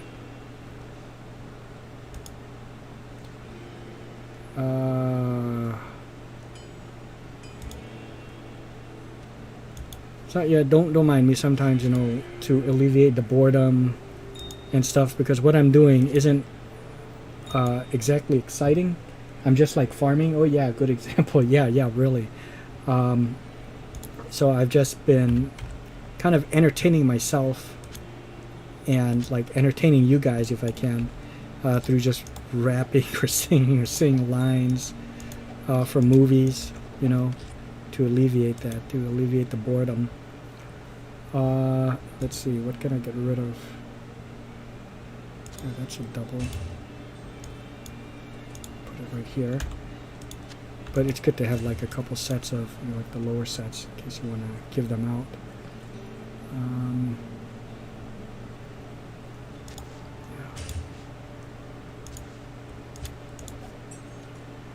You know what? Hold on. I'm going to identify them both. These are laying of hands. I know that. I remember that.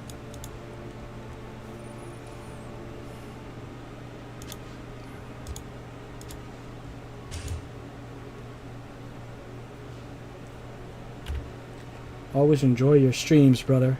I always enjoy yours too, brother. And I always enjoy you coming on here and just taking the time really to just like, hang out with me in here. So thank you so much, man. Some folks is able to stay for a long time, others just for a little while, and I appreciate any time you can give me. It's just great.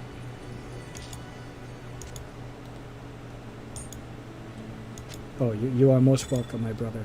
Look at that, this is so great. It's like almost practically in real time, I can answer you right away. I love it. Oh, hey, Zinok. This must be kind of new when you're looking at this. I know you just got off of playing Diablo 2 very recent, but not have a chance to play D2R yet. Look, first of all, the stash, the regular stash, look how much bigger it is. And then you have the 3 shared ones, So that's, really something. And I think you might remember this set, the Tal Rasha set. I'm looking to get the whole thing for my sorceress.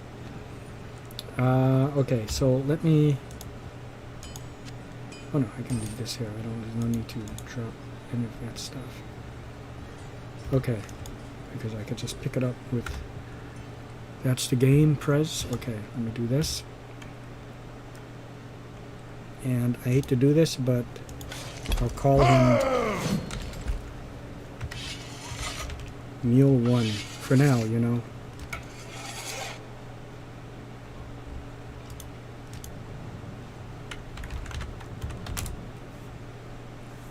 Pick all this shit up.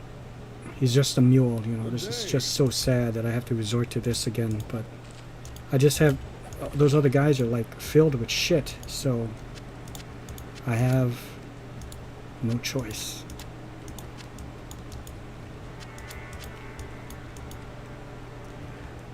Yeah, I had big issues with stash and space. That's why I started playing Warhammer. Can it be increased more?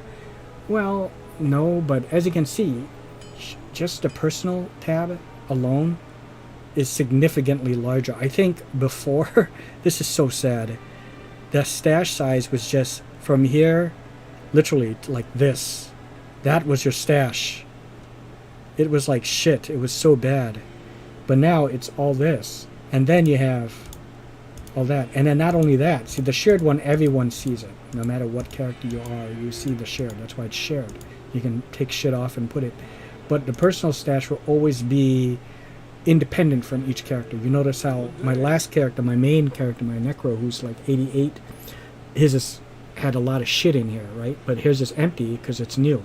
The only ones where they're filled are the shared. You get it? So you can always create like a mule or two and stick their stuff, see, like that, into the personal, you know. Moreover, you can even take stuff from the shared and stick it in here to clear up space here. You see what I mean? Which is good. Oh.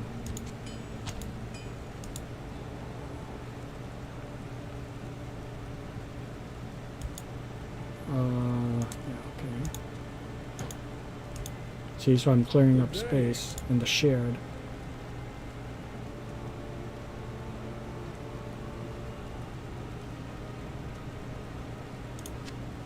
Oh, no, okay, I guess I'll... Yeah. What I should do is take these perfects, actually. Clear this up.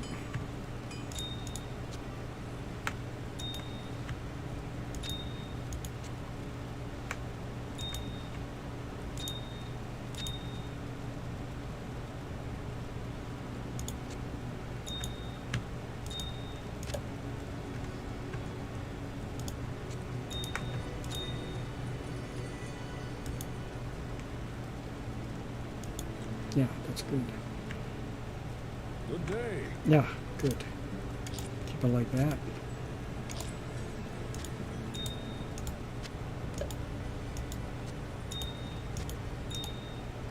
These aren't perfect, so...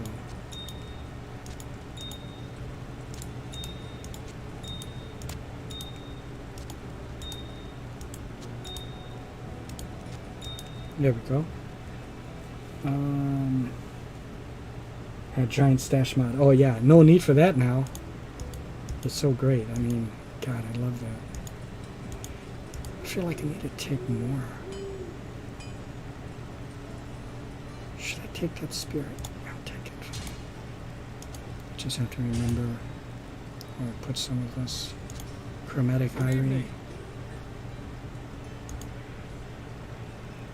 I hope they would give an option to increase stash even more in the future. I hope so. Yeah. Like buying additional tabs or something. Very much like in D3. I hope that, you know, and all they would really have to do is they would either make this a little bit more wider here to buy it, or just kind of see how there's a space here they can stick in more, because share doesn't take up the whole of this, so they can make it more shorter, and to add like another, you know, maybe you can add like 2 or 3 more you can buy more in the future, or if they're thinking about even making more expansions for this. Good evening. I hope, please, Enoch, you come back to this. Many people will want to be collectors, and it would be, that's what I'm doing. Yeah, I do that. I collect in here. I do hope you come back to this soon. This would be so cool if you do. And play this. I mean, look at this. This is probably the way you remember it. Right? This looked familiar? The game looking like this? I mean...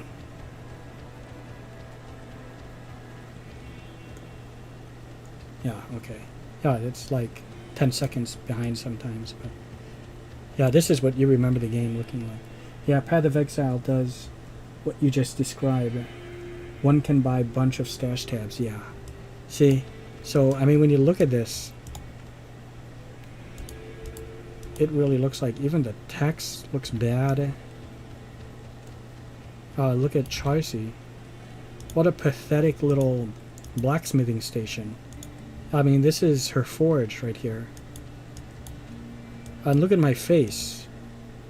Look at my face. Look at Charcy's face. But the moment I do this, look at that. You can see her hair. Look at that. It's night and day. Look at the... You can see the depth. This is so much different. Look. And the sound is better. Yeah, look at this. I feel that Nagadal will be collector in D2 like you as well. Oh yeah. My very close cousin is playing D2R every day. They improved graphics a lot. Absolutely. I mean, look at that. The muscle definition. My face. Her face. Oh, turn around again, Charcy. Yeah, see? You can really see it. Whereas before... What is that? I can't even see my eyes. It's just a blotch. And the sound is better. Okay, listen to when she's hammering on that. Go ahead, Charcy. Hammer away. Okay, listen to the sound. Come on. Do it again, Charcy. Come on, do it again. Show her that again. Oh, look at the duck over there. Yeah, you see that? It has more oomph, you know. Now look at the lighting. The light given off by the forge. The shadows. The depth. Now watch. Again. No light. So like, why is it so dark here and not, you know, like it doesn't show like a transition. It's just suddenly. But here you can see the subtle, you know, the depths of. Tick, tick. But when she's hitting it here, it's just like ting. You hear it echo more. And same thing when I run. Listen to my footsteps. You hear it has like a bass. Now listen again. Listen carefully.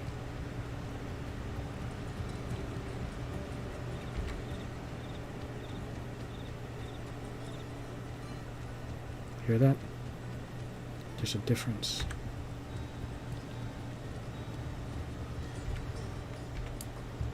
Anyways, oh, look at the chicken.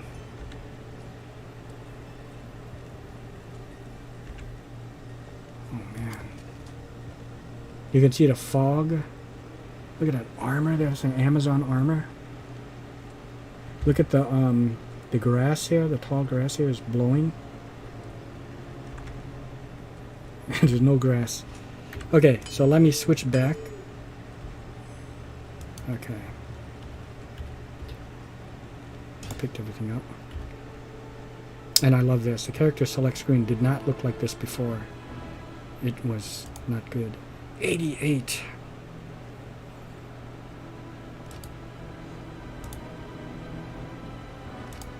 No. I'm on the grind. Me and young Jones McShine. That's all I know from that cipher from Blind Fury. Sharp as porcupines. I take these motherfuckers out of their element. When I walk, I make the ground shake like 100 elephants. So good. His rhymes are so good. Take these motherfuckers out of their element. When I walk, I make the ground shake like 100 elephants. I'm on Molly and Viagra, so when I fuck, it's a stick up. Oh! Chance cards! Okay. I have chance cards, but this is like a really good job with graphics asset. Yeah, absolutely. I have 26% MF chance cards. That's out of a possible 40. I'll be happy even with like 35 to 40. So hold on.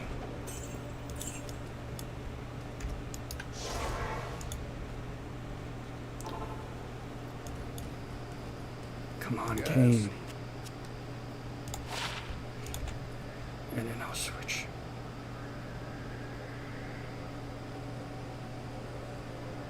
Okay, I will look at it over here. Now look at it over here.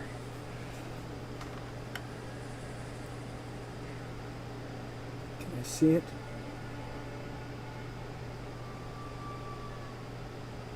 Oh, did it not? I'm not looking at it. Ah, it's worse. It's worse.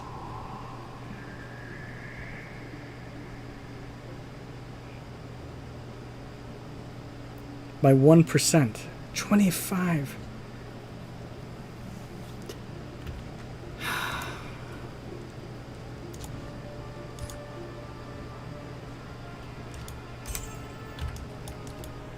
Okay.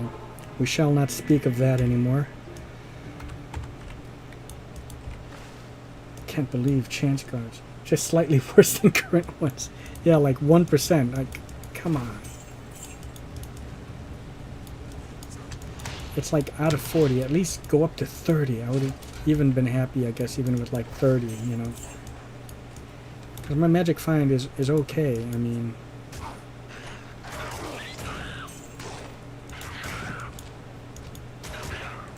$51.53%.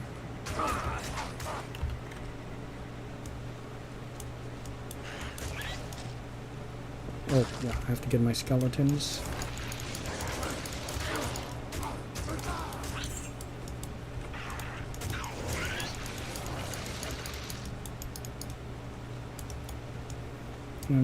Some things to sell. Because I've been gambling. 153% on Magic Find is decent.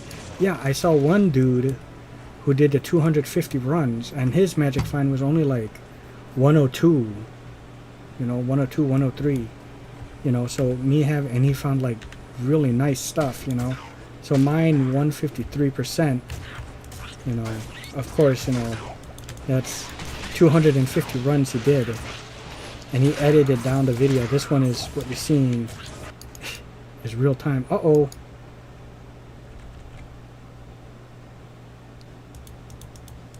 Uh-oh. That's not good.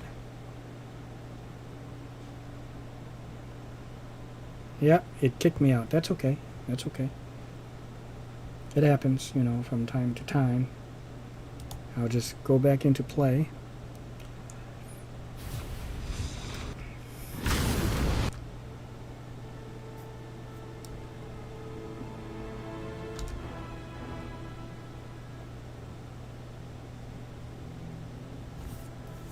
Yeah, okay, good. I wonder if it rolled it back, but we'll see. Good. Oh, no, not normal. I didn't mean it to be normal. That's not. I want it normal.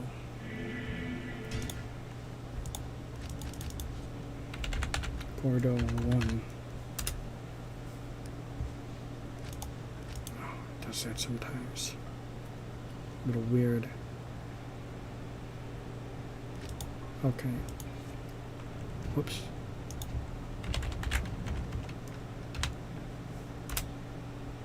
There we go.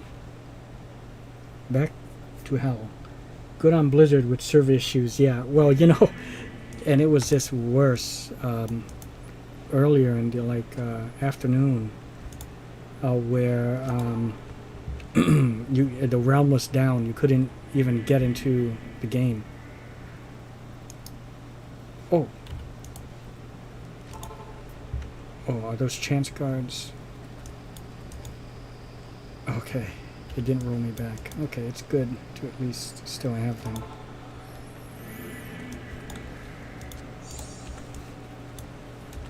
Who knows, that last game could have been the one where I found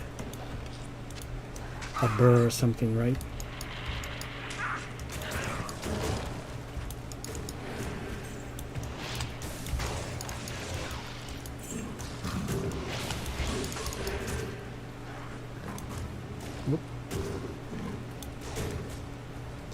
Yeah, my cousin told me that entire European server was wild earlier.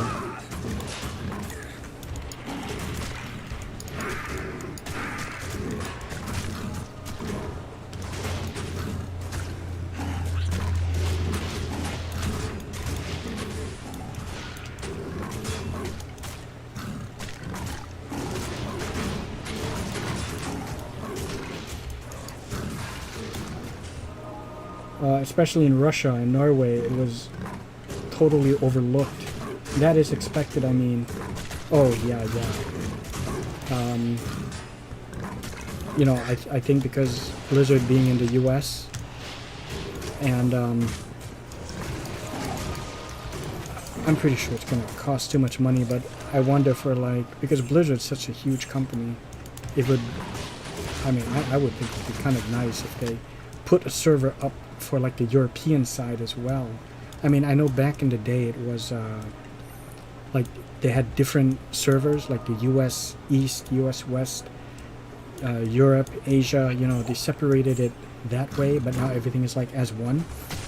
But what if they, not really like a server, but I guess I'm not tech savvy, so please forgive me, but have some kind of way to boost you know, the signal, so it connects, you know, the server, so it's as good as if you were over here, you know, the connection.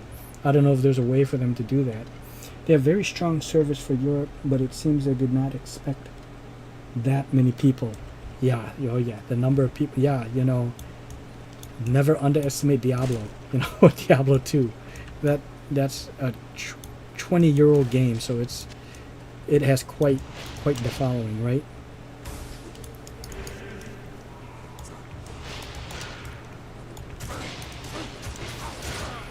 But yeah, I don't know if there's a way they can do something to boost it. So is that how that works? There's still like a European server, but they did it in a way so that everyone can still play. Like you and I, you're on a European server, I guess, and I'm in this server. So I mean, we can still play together, which is amazing. You know, it's not like before. Like I think like in ESO, it's still kind of like that, where there's people on the UK server, we can't play together. You know, on the US server, but here. Everyone can play together, so I like that.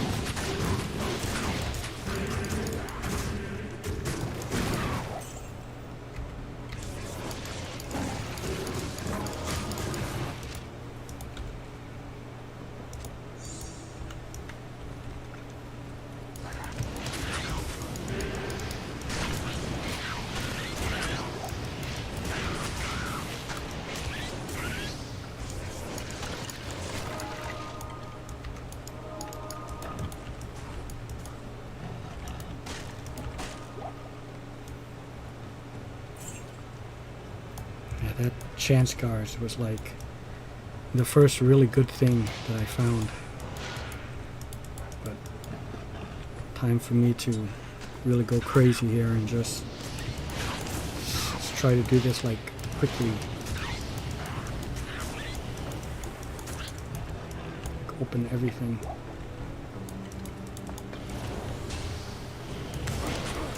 And of course, kill the bosses.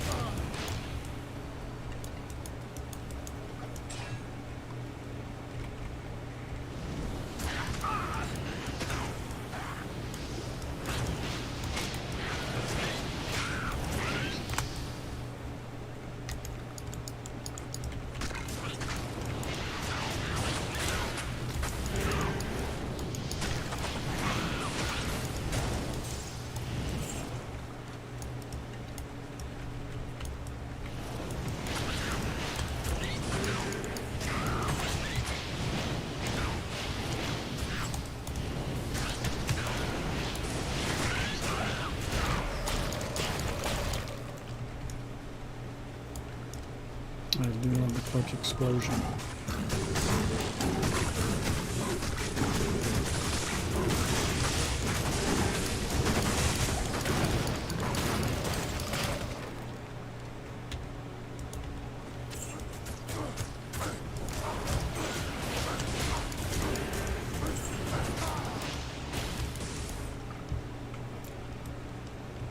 I've been sitting like for a long time. I should stand up. How many runs did I do? Like 3, 4? Maybe more.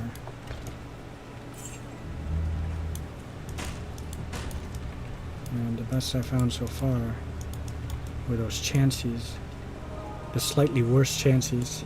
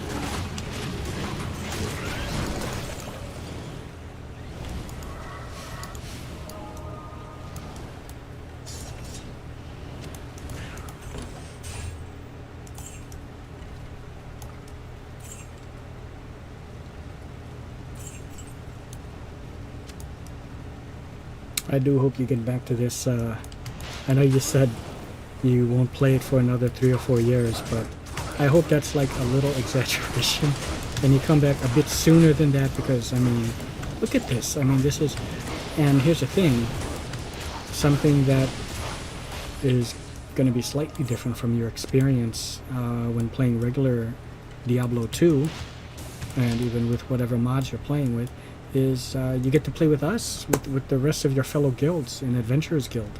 You know, with myself, with Genesis, Trajan, with 12 Inches, and anyone else who comes, comes along. I remember the moment of me being totally confused, excited when I saw Necromancer for the first time in this game. Yeah, same thing with me.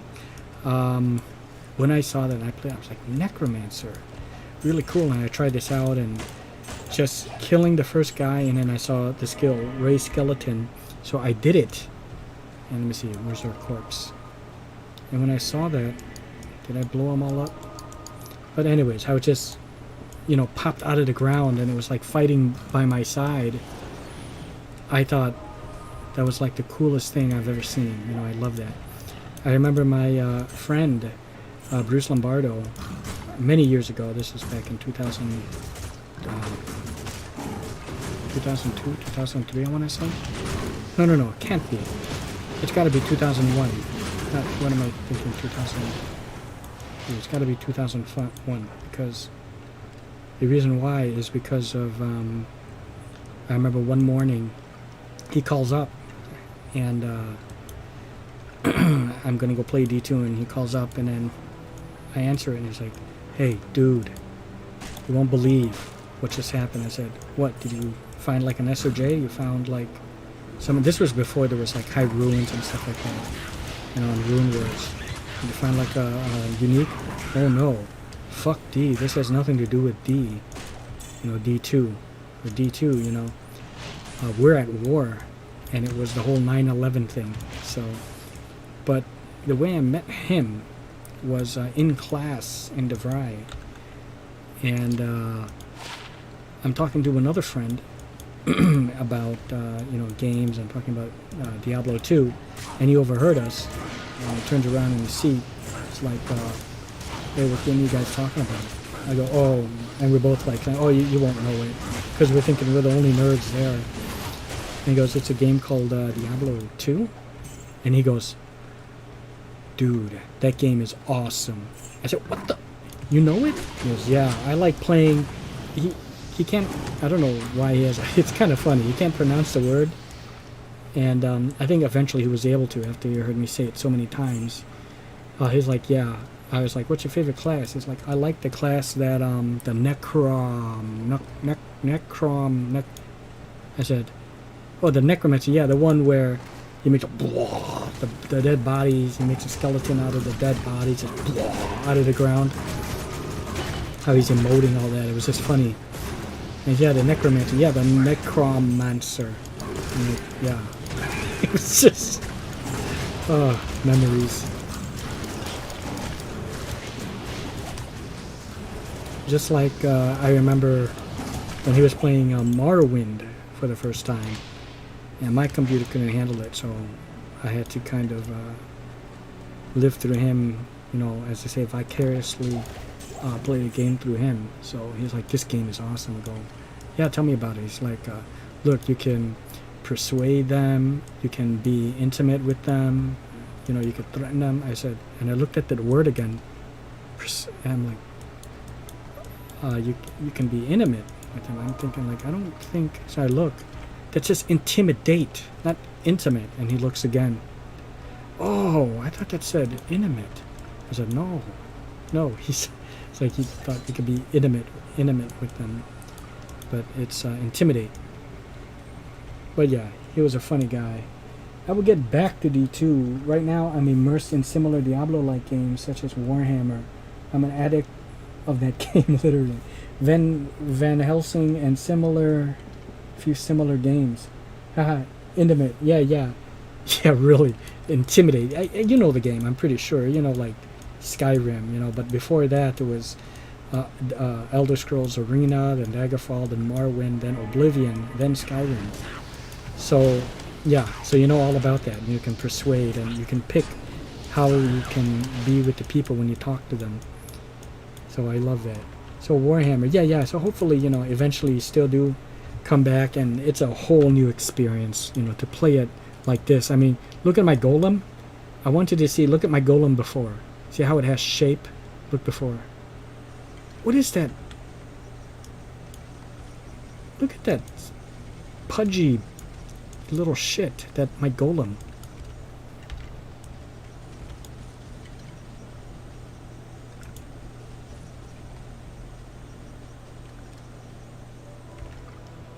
Now it actually looks bigger, you know? It looks like a golem, and it's so great.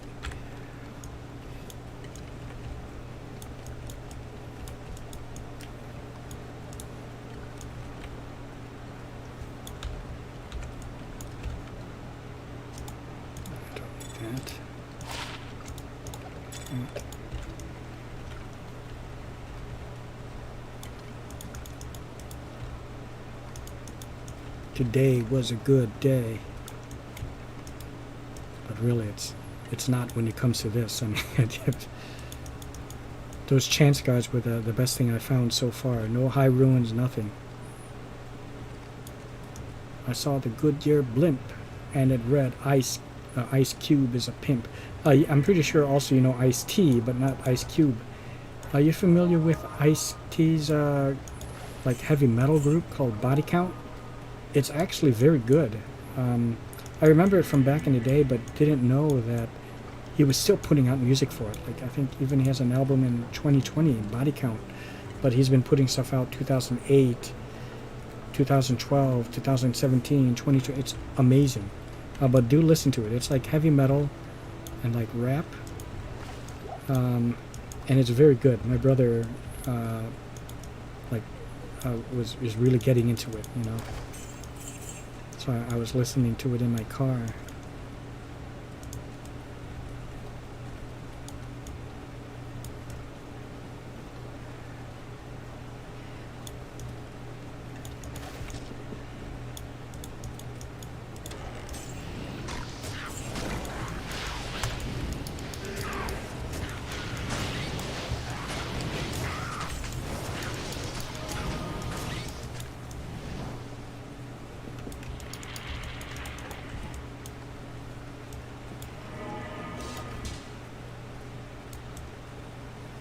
But you know, this is how you do it.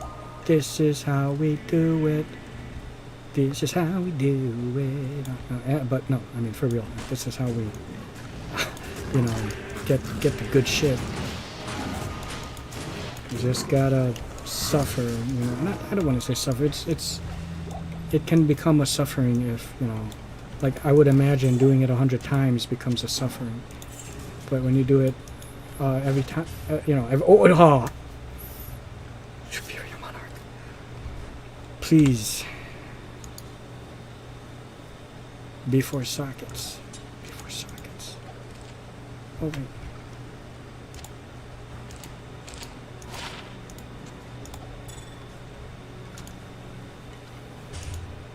Ah! If that was 4 sockets, that would have been perfect to make a spirit out of. That really sucks that it's not. Damn.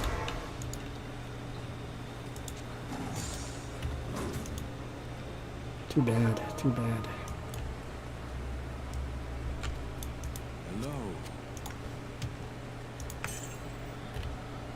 Hello. Body count is awesome. On with the body count. Oh, hey! Todd knows both Ice-T and Ice Cube. I think both my brother used to listen to Body Count. And then Todd is back and he knows Body Count. On with the Body Count. Yeah, absolutely. Thanks for returning too, Todd. Hey, Todd and you know, meet Xenoc. Xenoc, meet Todd. You're both in the Adventurers Guild, by the way. So I think it's cool that, you know, other guildies meet each other.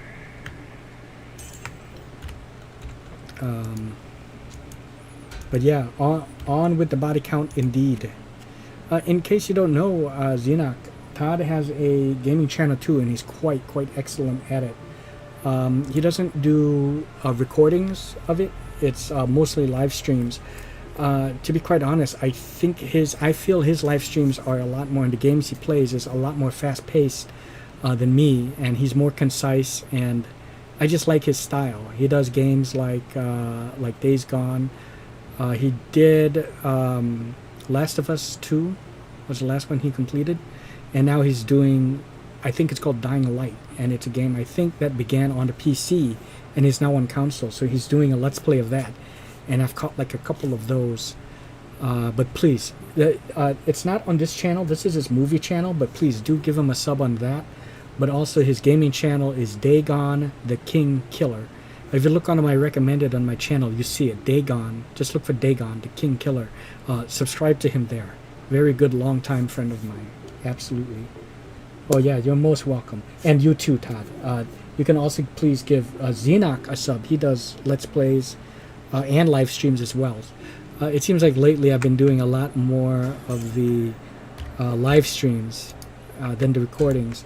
Mainly because it's like easier. I don't have to worry about doing editing, if at all. Typically I just like upload it, but that's the thing, I have to take the time to upload it, and that takes time as well, you know. So sometimes it takes a few hours just to upload because I record at 1440p.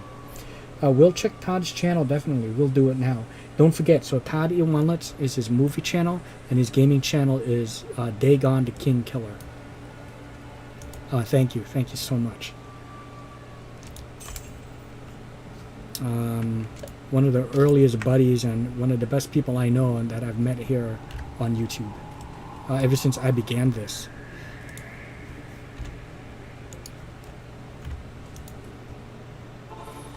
And as you said, Todd, the body, on with the body count, and that's what's going on here.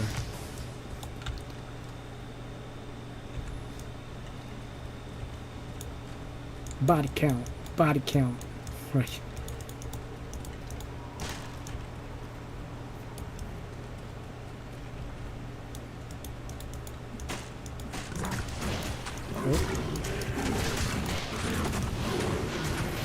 I don't know if you had a chance to see this, Todd, but and Xenoc remembers this as he's played it like this. But this is back in the day. It is just amazing how you can flip-flop between the original. What I do like, you see in the old way, see all the blood splatter when you blow up a body? See take this tree lurker corpse. See, I'm using corpse explosion. Now watch this corpse right here. See how it blows up into a bloody mess? They got rid of that for this. It's not, I mean, I guess you could, oh okay, I see it now. It just doesn't look like this. It's more of oh yeah. Oh yeah, I can see it now. I can see the gore. I thought they just disappeared. I didn't know it left that behind. Okay, so that's good. Let's see. Yeah, it looks like that. Okay. It turns into that. Whereas the old school, like, it seems like it just transforms into that. Okay. Whereas the old one, it kind of looks like it explodes outward. You don't really notice it anyways in a fight. All that really matters is just looking at the aftermath at all this carnage. Look at how detailed these potions are. Yeah, I love that. A dole, okay. It's not a high rune, but still. It's good to have that.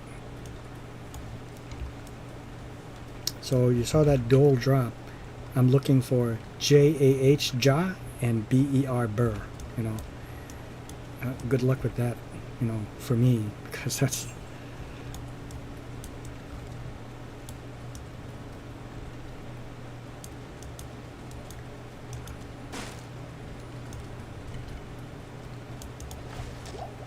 Mm-hmm.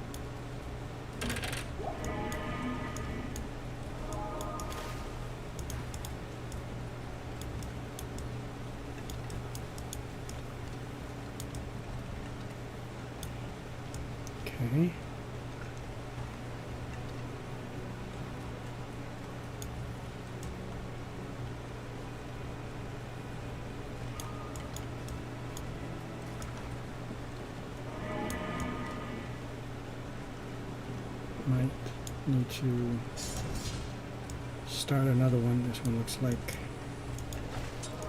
let's see, there's like little things and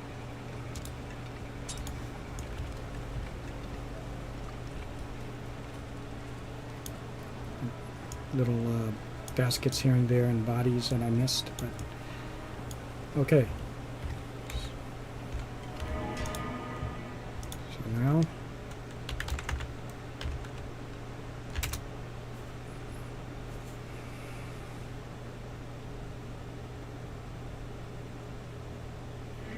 I appreciate you, sir. Thank you to both of you guys. Absolutely.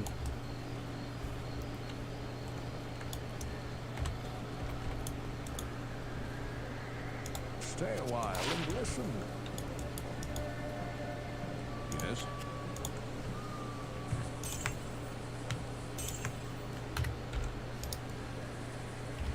Okay.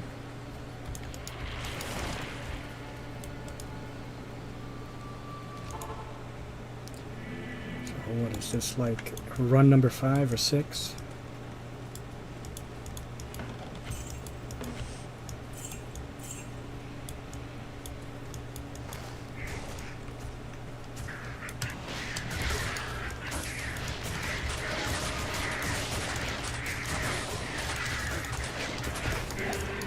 Ooh. Oh, I know this battle staff. I think that battle staff might be Cathan's. It's a low-level set. I'll find out when I get an ID scroll.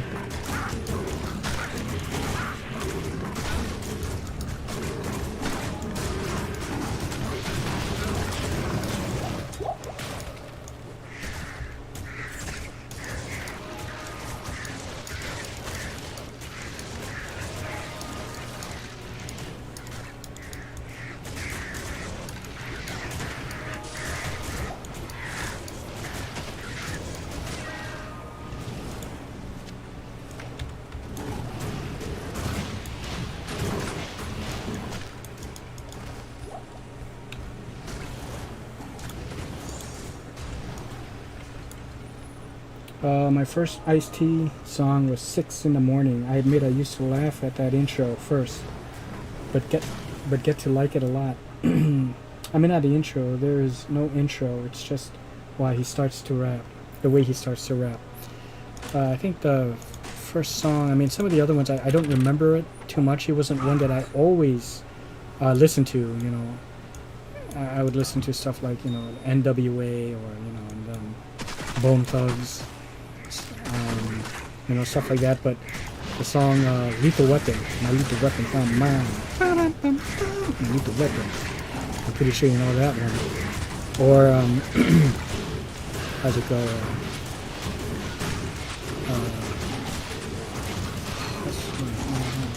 So much cash, I gotta keep it in a hefty bag.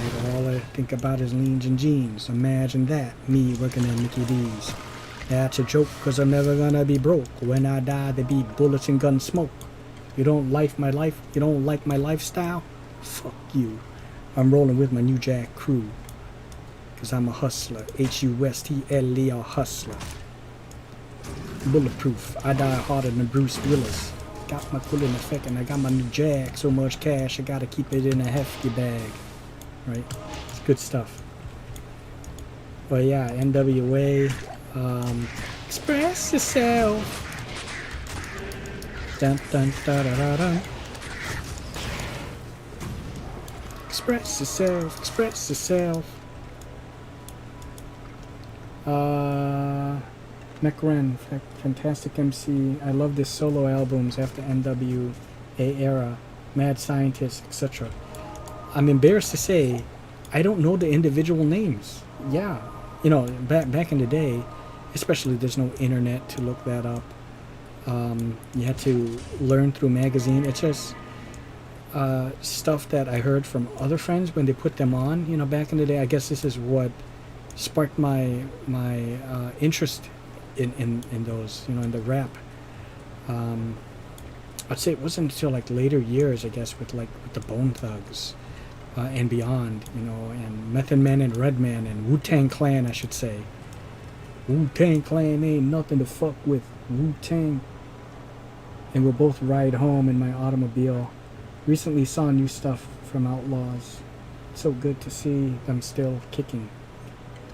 Outlaws, okay.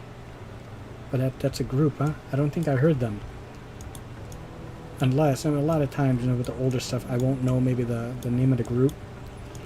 But then, of course, as I got older, you know, with, like I said, you know, with Wu-Tang and Redman, I think the RZA with was it Bobby Digital? Bobby, you fuck Grace Jones, right? Bobby Digital. Tupac group, you remember them 100%. Oh, it's a Tupac group, okay. Yeah, Tupac, let me see. Come see me, Hail Mary, now. Oh, yeah. I remember when I worked at Funcoland back in the day in the, mid-90s, mid-late 90s. And, you know, those old PlayStation systems, PlayStation, the original one, you could put in a CD and you can play your music. And where I worked at Funcoland, you know, it's basically the GameStop back in the day. And I was a manager, and I can't remember the other dude, but he was the assistant manager from another store. I'm not the manager, I'm sorry. I got that wrong. I'm the assistant manager, and he was a manager from the other store. Got that? I was never a manager there. And the manager there is Cliff Sherdoff, but he wasn't there today. But typically he's cool with shit like this, and I'll explain more about him later and what makes him very cool. I hate anything retail, by the way. You know, I work there because, you know, I absolutely had no choice. I'm more like an office guy, right? Well, anyways, he puts on, and we didn't care, you know, customers would come in and out. He put the Wu-Tang album in there, and I have this album myself at home, and he happens to have it with him. And first song on that track, how's it go? Shaolin Shadowboxing and a Wu-Tang sword style. If what you say is true, the Shaolin and the Wu-Tang could be dangerous. Do you think your Wu-Tang sword can defeat me? Bring the motherfucking ruckus. Bring the motherfucking ruckus. Bring the motherfucking ruckus. Customers are coming in and out of the store. Bring the motherfucking ruckus. Ghost face, catch the blast of a hype burst. My Glock burst. You know, and it goes to the refrain again. In walks Cliff, and it's like supposed to be his day off, but he decided to come in. He just walks in, he's got his bag with him. He's just like, bring the motherfucking ruckus. And we're like, oh, hey, what's going on, Cliff? He goes into the back, comes out, shuts off the PlayStation. What are you guys, crazy? You can't play this. I was like, oh, okay. But that's it. He didn't, there's no writing up. You know, in the old days when it was like, okay, they weren't, people were cool.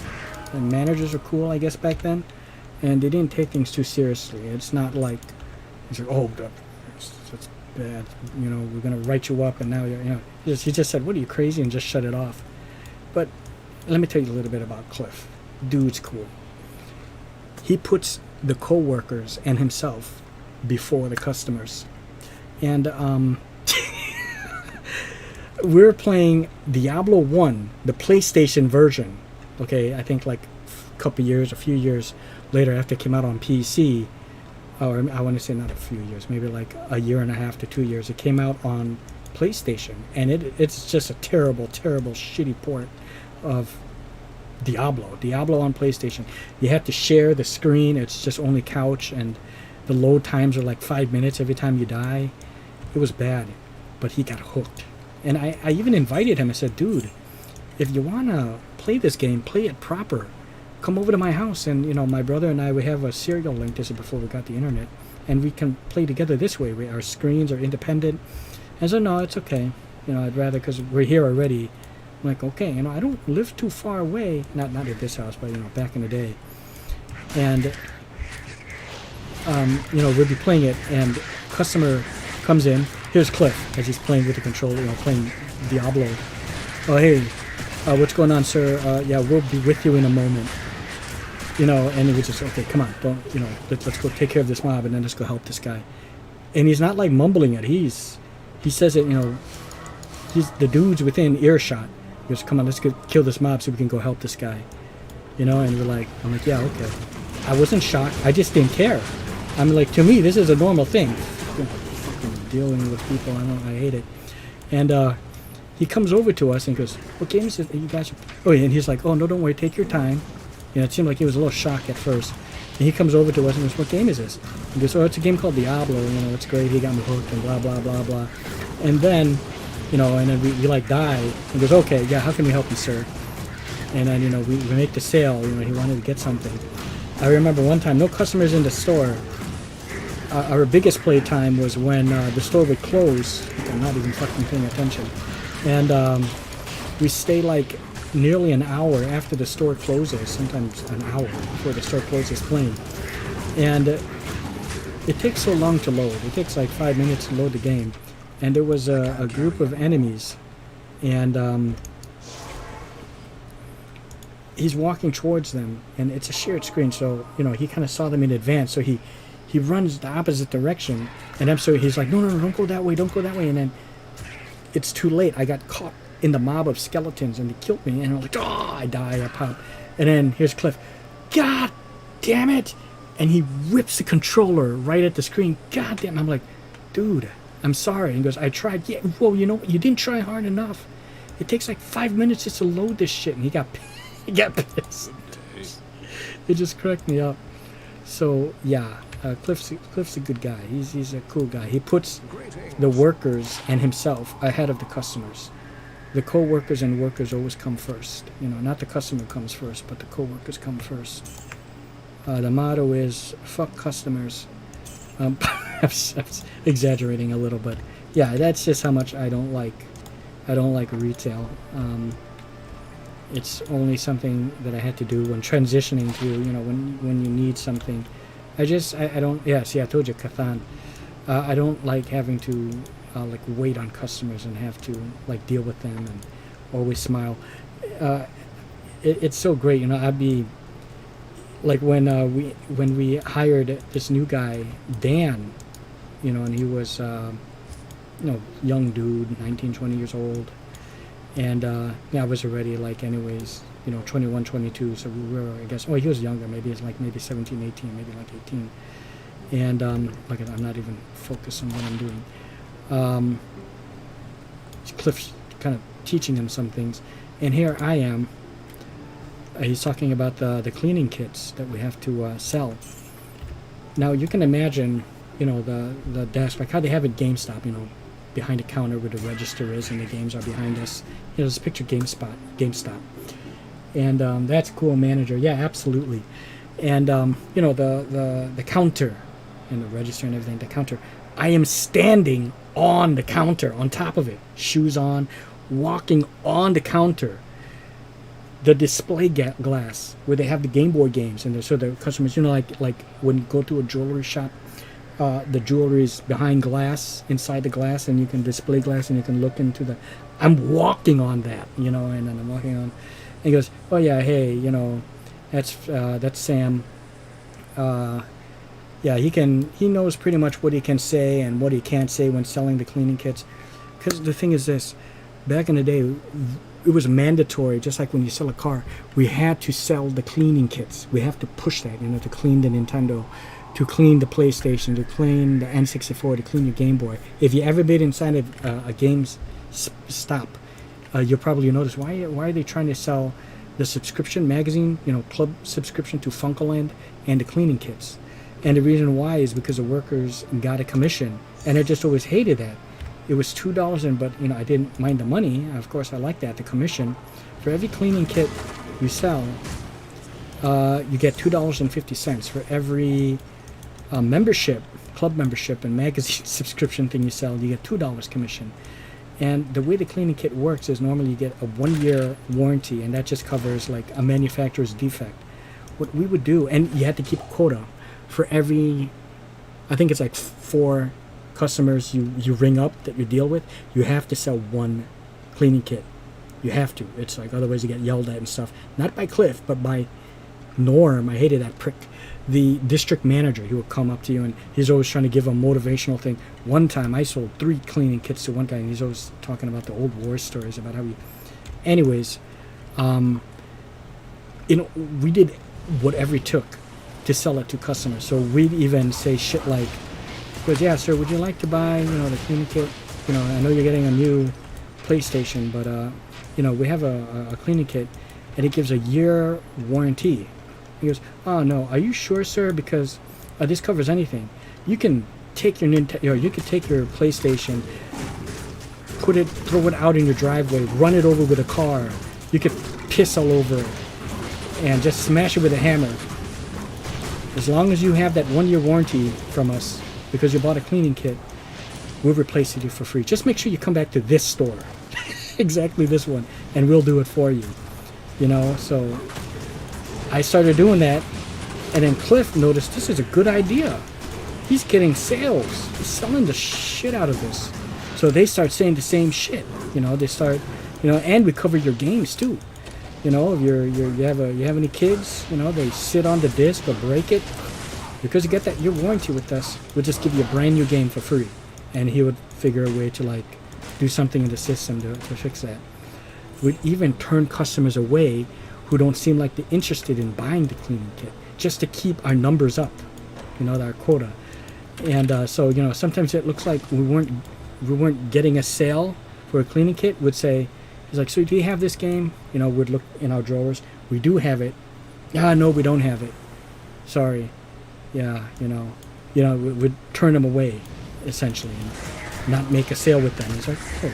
But the guy on the phone said that you did have it. I guess he was wrong, because I'm looking at it and we don't have it. So our numbers were really good. We were like at 91, 92%, of selling the kits. Our ratio was like 92% of selling the cleaning kits and the clubs, but the cleaning kits were the most important thing. And the district manager came in and he said, I noticed your numbers are, like your cleaning kit numbers are really high, but your sales seem to be very low. You guys aren't turning customers away, are you? No, of course not. We wouldn't do a thing like that. And this is before they started putting cameras in the stores, you know what I mean? So it was, you can get away with a whole bunch of shit. Great days. Never been to GameStop, but there was something similar in Europe, very, very similar. Okay, so you're very familiar with that. So our store was very unique. Just so many things that were going on with that, and I just, that was the coolest thing about it. It alleviated much of the pain having to work, retail. But anyways, enough of that. Look at this. How long have I been doing this? 2 hours and 34 minutes. Okay. I'm thinking maybe 20, 30 more minutes more, and then I will stop and maybe have some dinner. Have some more of that imitation crab legs, which they fooled me. I thought they were real crab legs, but and I'm familiar with the imitation crab legs, but these ones, they did a very good job at falsifying them and making them look like real crab legs, but they're really the imitation ones, Yeah, they disguised it very well. And the way they labeled it, it's called surimi crab, surimi snow legs, surimi snow legs, something like that. So the way it's worded, when I see snow, I think snow crabs, but nowhere did it say crab. So they fooled me, and I bought it. There's a lot of it in there. That's why I thought if they were really crab legs, for the $10 price tag for that big amount of crab legs, I should have known it was too good to be true, that. But, it was together with the shrimp.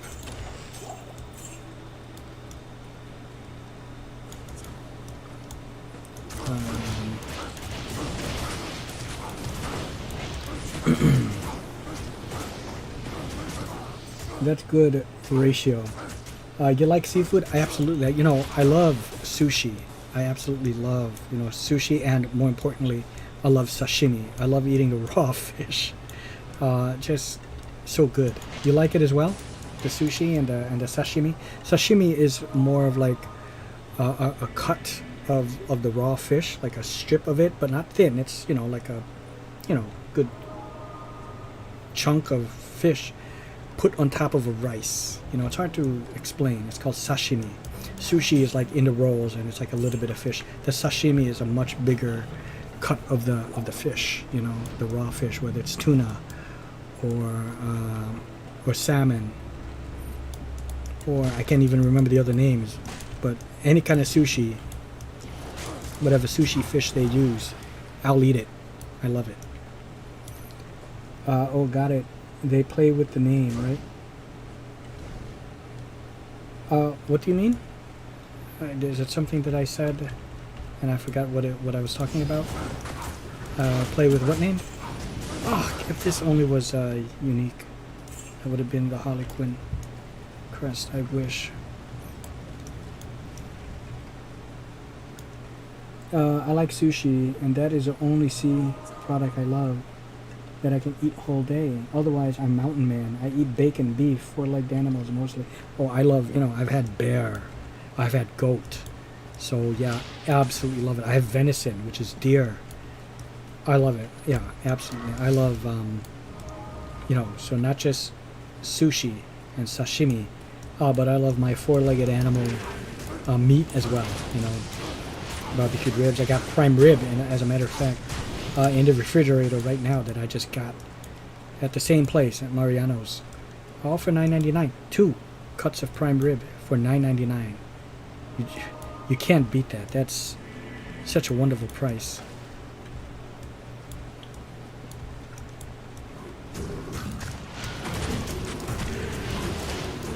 Look at this. I've been killing for a while, and my XP bar just went up this much, so you can see how long it takes just to level. It's insane. Oh, I'm kind of curious what kind. Damage protection by 16. Okay. Okay, so that's the kind I have. I think that's like out of 20 and. Okay.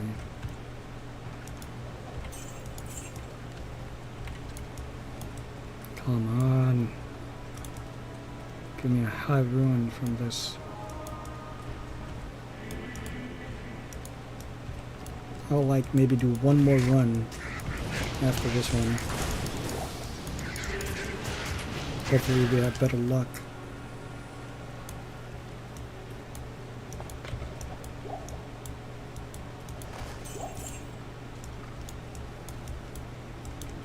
Lidrastuste.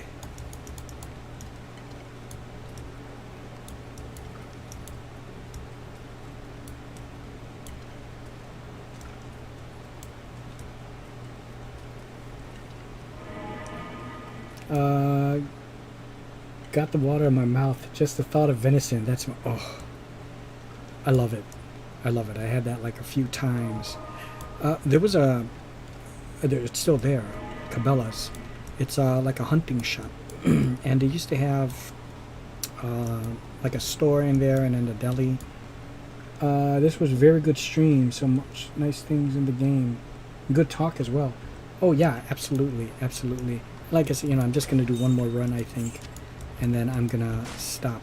I appreciate both you and Todd for stopping by, and earlier for I think his name was like MG Hammer, and of course my other longtime friend and part of the guild, Mike Helgamo. So you might recognize that name from the guild, Xenoc. But what was I saying? Oh yeah. They had inside the store. They had in Cabela's, but they closed that store already. Venison jerky. You know. Did you see this one? I'm using a tissue here because even though it's in a container, I don't want to touch the food stuff and then my computer, and it might have like the oils and stuff. Can you make that out?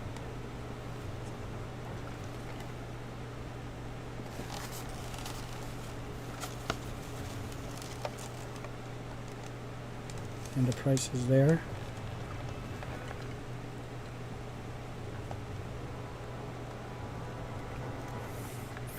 Yeah, so this is a quality jerky. It's not venison, but you know, that's like $13 for that. And the charge by pound, and it's not like the kind that you get prepackaged, you know, from you know, the regular jerky, you know, where you get them, you know, prepackaged. This one is behind glass, like in a butcher shop. And yeah, and that's how you get them. So that's like the quality stuff, quality jerky. Okay, let me start one more and get one good one. Look at this, I'm like missing so much. Okay, here we go. I mean, the best thing I got for that one was like the dole.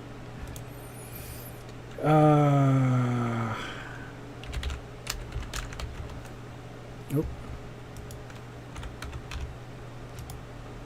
Okay, so this is it. Let's get a good one. That looks nice. Very nice. I can't tell it smells I can tell it smells fantastic. It does. It's the 7 Alarm flavor, which is like another way of saying it's hot.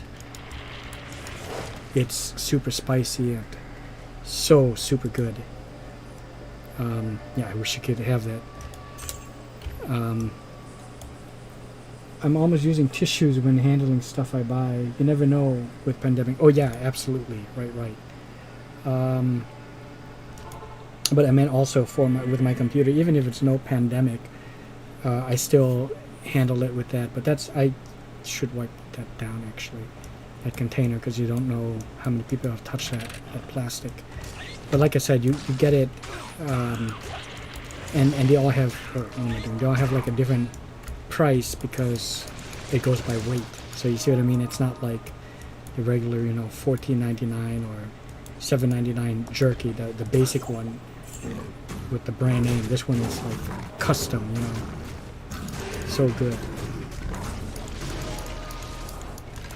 Okay, let's get a good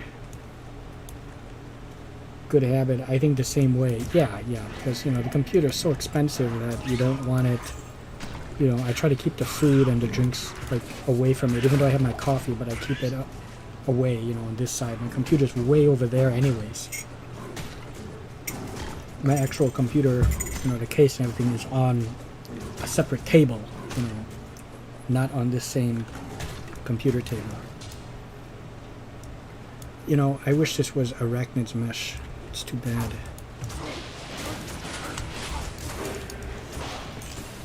Because that would be the belt. I would replace my Talrashas, because I'm going to hand my Talrashas back, or hand it down to my sorceress.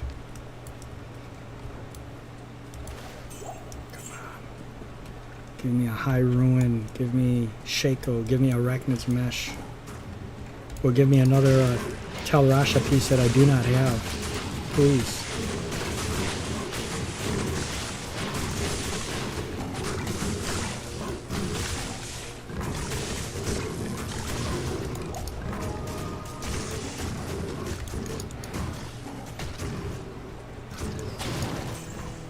There we go.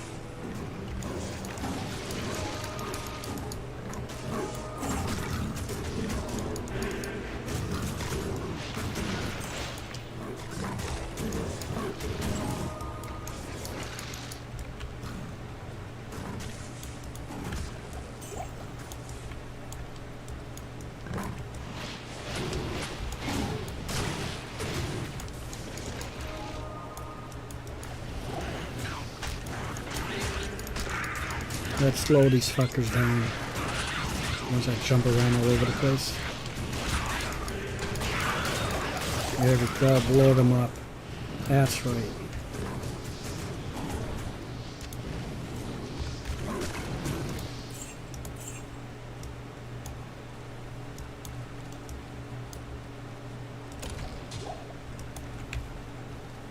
Oh, I gotta get more keys. I do the same literally. PC is far away from me. Yeah, absolutely. And you know, when I drink, it's typically, you know, like in a mug, you know, it's like my coffee. But sometimes, you know, I would drink like a beer, you know.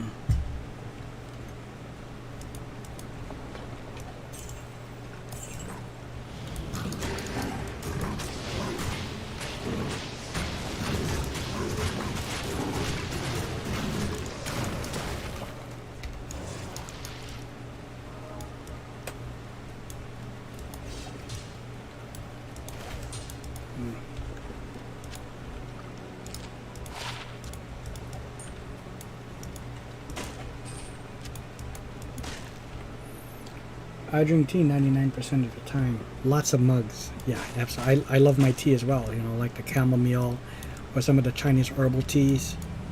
All very good.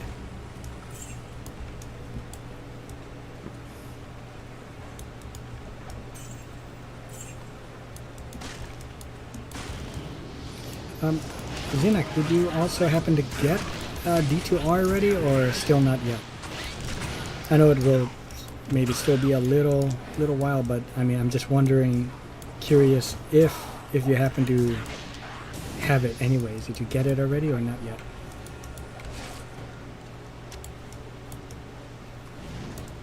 Okay, yeah, go this way first.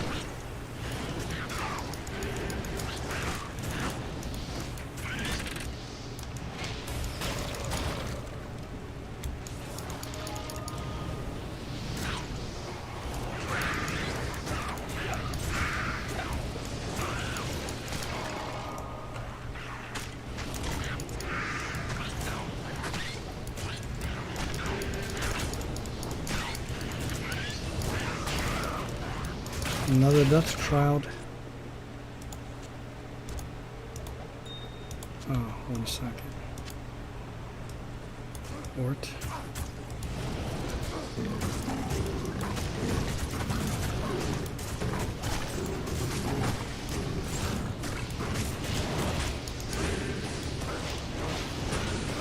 Not yet. Did not get it yet. My sister wanted to buy it for me as a gift. Oh, nice, nice. I rejected because I have big problems with addiction to Warhammer grinding already, but I will get it. Oh, I can see that. Okay, so you have like a problem with that too. Notice how I said two. If it makes you feel any better, Xena, you're not the only one. I'm that way too. I have an addiction, but you know, with having to do that.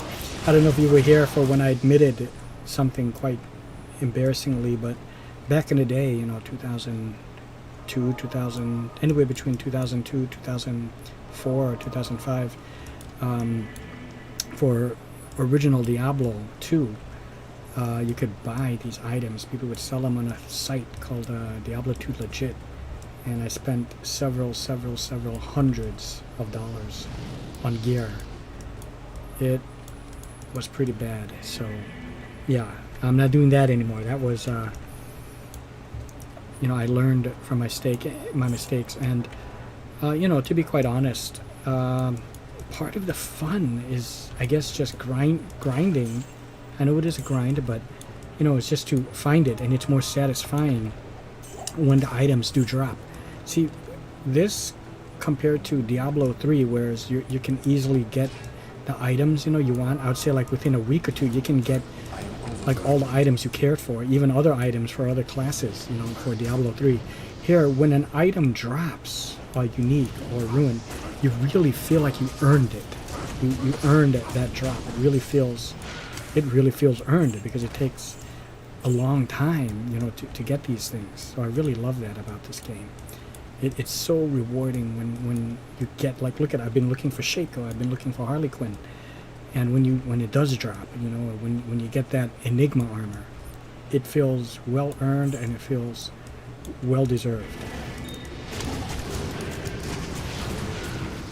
I mean, addicted to games simultaneously would not be good for me. Oh, I remember those days.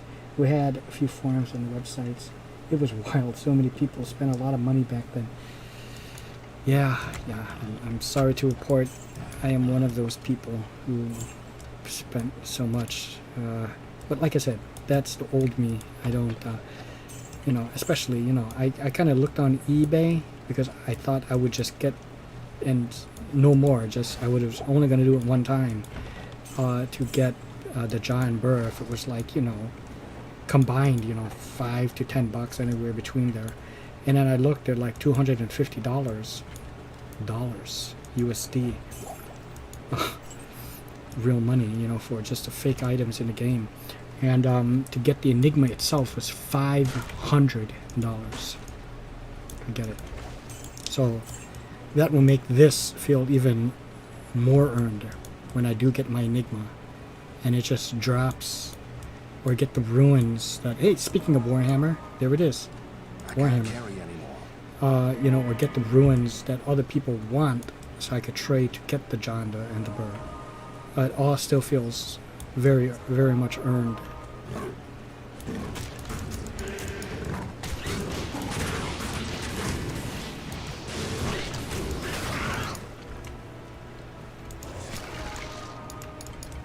Oops.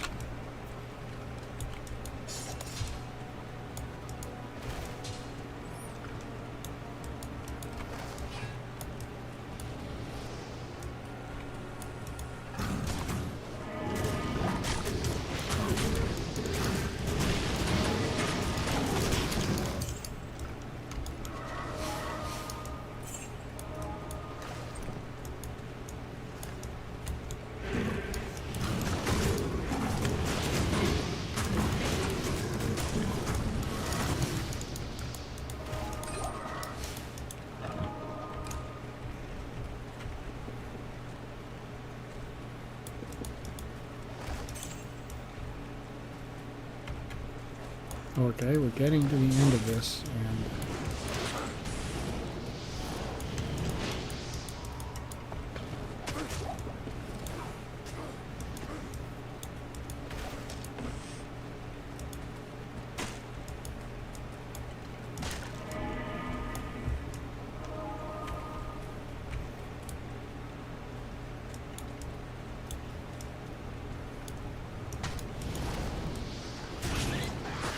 hey, it's MG Hammer. He's back. How many guild members do you have that play this with you? We have 4. That would be Trajan, Genesis, 12 inches folded, and Sean. Sean, though he's still, because he hasn't had time to really play it as much, so he's, I'm sad to report, he's still like maybe level 12. But yeah, and then of course, you know, Xenoc, when he eventually comes to this game, Mr. G Hammer, if you're interested in joining the Adventurers Guild, you can go check out the link. We don't have an exceedingly a lot of people, but in a way that kind of works to our favor, because we kind of can get to know each other. Everyone can get to know each other a little bit more, you know, because we don't have to keep track of so many people. We have like a little over 50 people, like 55, 56 members. And to be quite honest, sometimes I still kind of forget. I mean, because if you think about it, you know, even if it's just 50 people, that's 50 people, you know. And everyone's, you know, different interests, different kind of games, movies, and stuff like that. I thought Sean would play this regularly. Well, the thing is, he has college, so I think mostly his time would be like for the weekends, but he goes to college. Like his times to really play it would be on his break or summer break.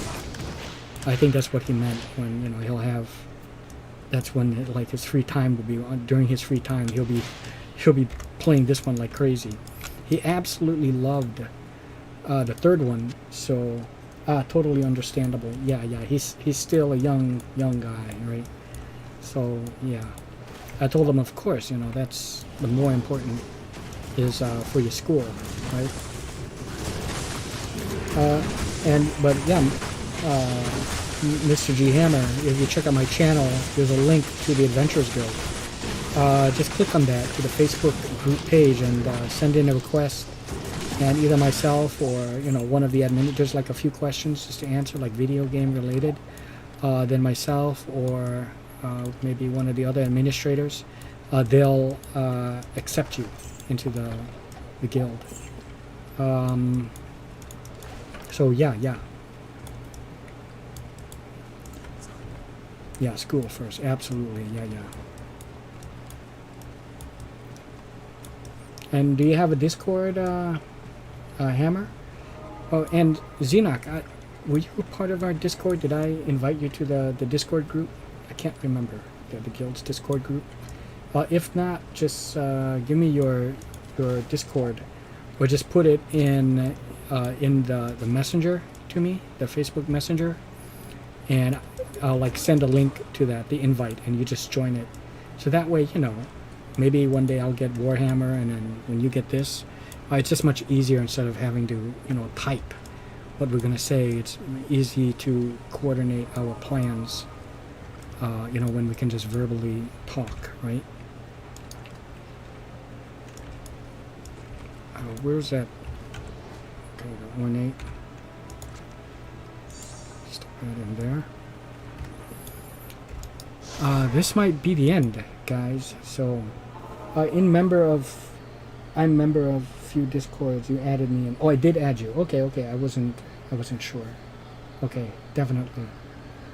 Yeah. And then, you know, that way, you know, please let me know when Warhammer goes on sale again, because when I saw all that stuff get for only, I think it was like $14.99 or $19.99, that's a lot of content for Warhammer. So absolutely, I would love to get that. I don't know if you play Lord of the Rings Online. Yeah, Lord of the Rings Online, not ESO, but even though that's a great game too. But with Lord of the Rings Online, Lotro, right now, if you put in the code, every quest pack, which are basically like expansions, or no, rather like DLC, that has up until now, you know, from the very first one up until now, and there's like, it looked like there's at least 10 to 15 of those quest packs absolutely free. That's like over $100 value. Just put that code in for Lotro and you get them all free. So I want to suggest that you do that, to claim that, you know, while you still can. We'll definitely do. I thought that game is boring. A few months later, I'm addicted to it. Yeah, I played Lotro kind of long time ago. For very short time. Yeah. Get back into it, because it's quite good. Once you start getting the legendary weapons, it's really personal. It feels very personal. Because the legendary item levels up with you. So I really love that. Okay, so I think... Impossible. Yeah, okay, that's fine. I think this is it for this run. You know, if I'm able to, if I'm still up to it and I have the energy, I'll stream again tonight to just try to, you know, get a high ruin. I just don't get it, you know. I mean, well, I do get it, but because there's just edited, so it looks like they're getting like high ruin after like elite item. But when you watch a video, they'll say run 31, at run 31 this dropped, and then at run 54, you know, and then at run 68, and then at run 84, and then at run 101, and then at run 150, all the way up to like 250. So it's edited, you know, and they show what they drop, so you can see how many runs in between. You know, I wouldn't have believed it, but when I saw that Mal drop and that OHM ruin drop, it gave me hope. And it's doing runs like this, and the cows. Some Asian dude did a couple cow runs. First time he got a burr. It's like, fucking burr ruin. And then a little bit later, when he did another cow run, another video, he goes, fucking jaw in cows.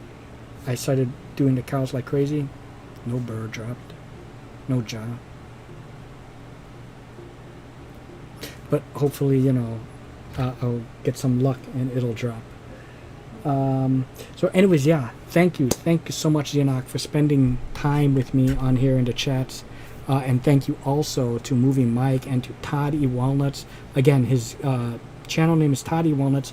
His gaming channel is Dagon the King Killer. So you guys just please go ahead and subscribe to him. Also, thank you to Mr. G Hammer also for showing up and coming back too. And thank you to Todd for coming back as well. And just checking these out. You know, it's great. This is how we do sometimes. Sometimes you go leave and then they'll come back. I don't have an exceedingly a lot of people that watch at one time. Like some people I see have like maybe 10, 14 people that have in the 1,000 subscribers. They have, you know, 20, 30, 100 people, you know, watching.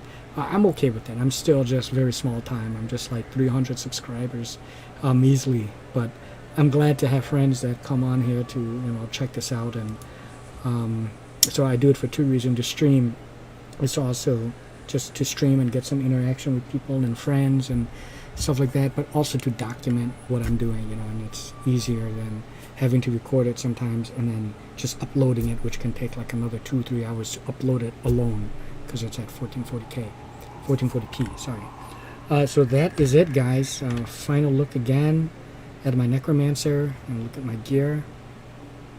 I'm gonna respect, by the way. Oh, this is my gold fine gear.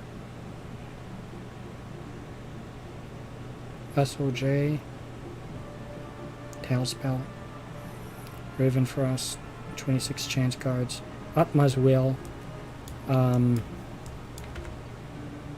of King Leoric, kindly gift Bone Flame from Genesis,